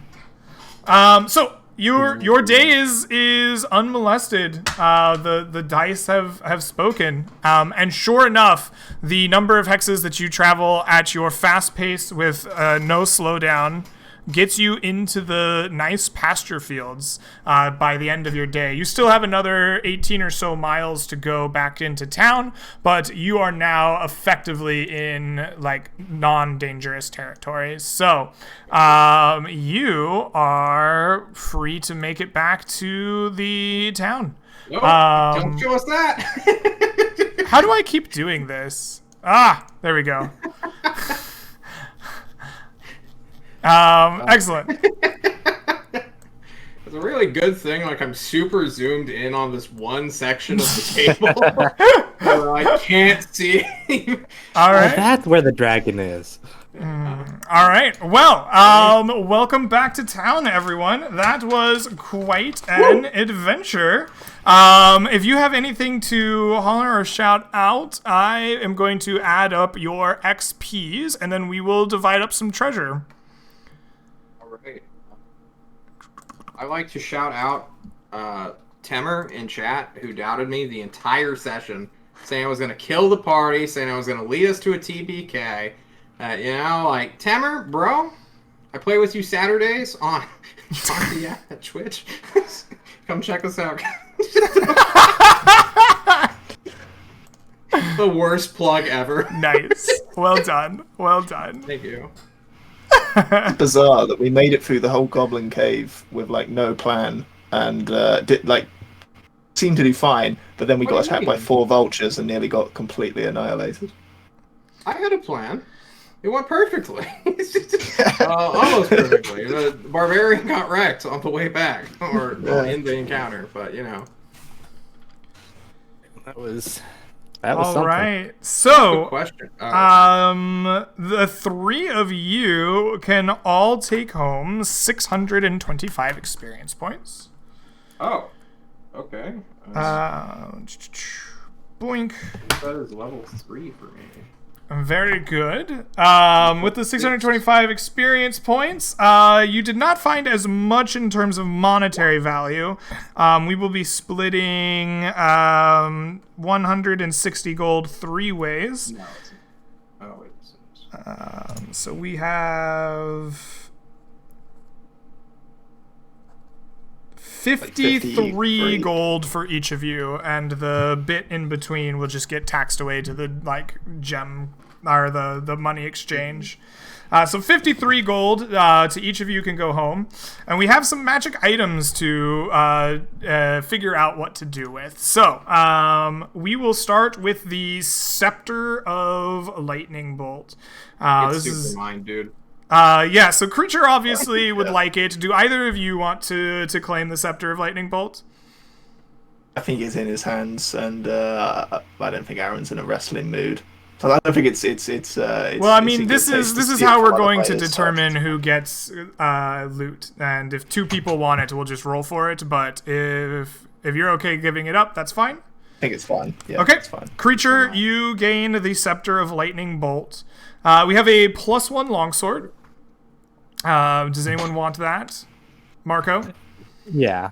All right. Marco, you take home the +1 longsword. Broadsword, the same. By the way, in order to dual wield them without a feat of some kind, both weapons need to have the light property. While the hand axe does have the light property, the broadsword does not. So dual wielding that would have been a struggle. I think we were just memeing. Really fair hard. enough. But just for future, +1 hand axe. Do you want that as well? Yeah. Okay, else? I'm gonna be honest with you. I'm gonna be honest with you both. I was gonna put that as a bounty reward for Big Jimmy. If either of you want the big +1 hand axe, speak now or forever hold your peace, because it's going on the bounty board. No, I have no value. All right, +1 hand axe going to Marco T. Minor. We have 3 potions. One of acid resistance, one of cold resistance, one of fire resistance. Anyone want the acid resistance? I'll take all 3 if I can. Okay. Yeah. So I think that's he can have it. Yeah, okay. of course. The 3 potions of acid, cold, and fire resistance will go to Aaron. All right. Excellent. So, experience, gold, and treasure looted out. Thank you all for playing with me. Had a wonderful time. I wish I could have rolled some more encounters for you on the way back, but no, you survived. Thank you, Twitch chat, for hanging out. I am going to be around for lag tomorrow to complete my 3 days of D&D. It should be a good time. I hope to see you there. If not, have a great rest of your day, night, week, whatever it is till I see you again. Catch y'all next time. Peace, everybody. Peace out. Peace. Oh my Yeah. goodness. Okay.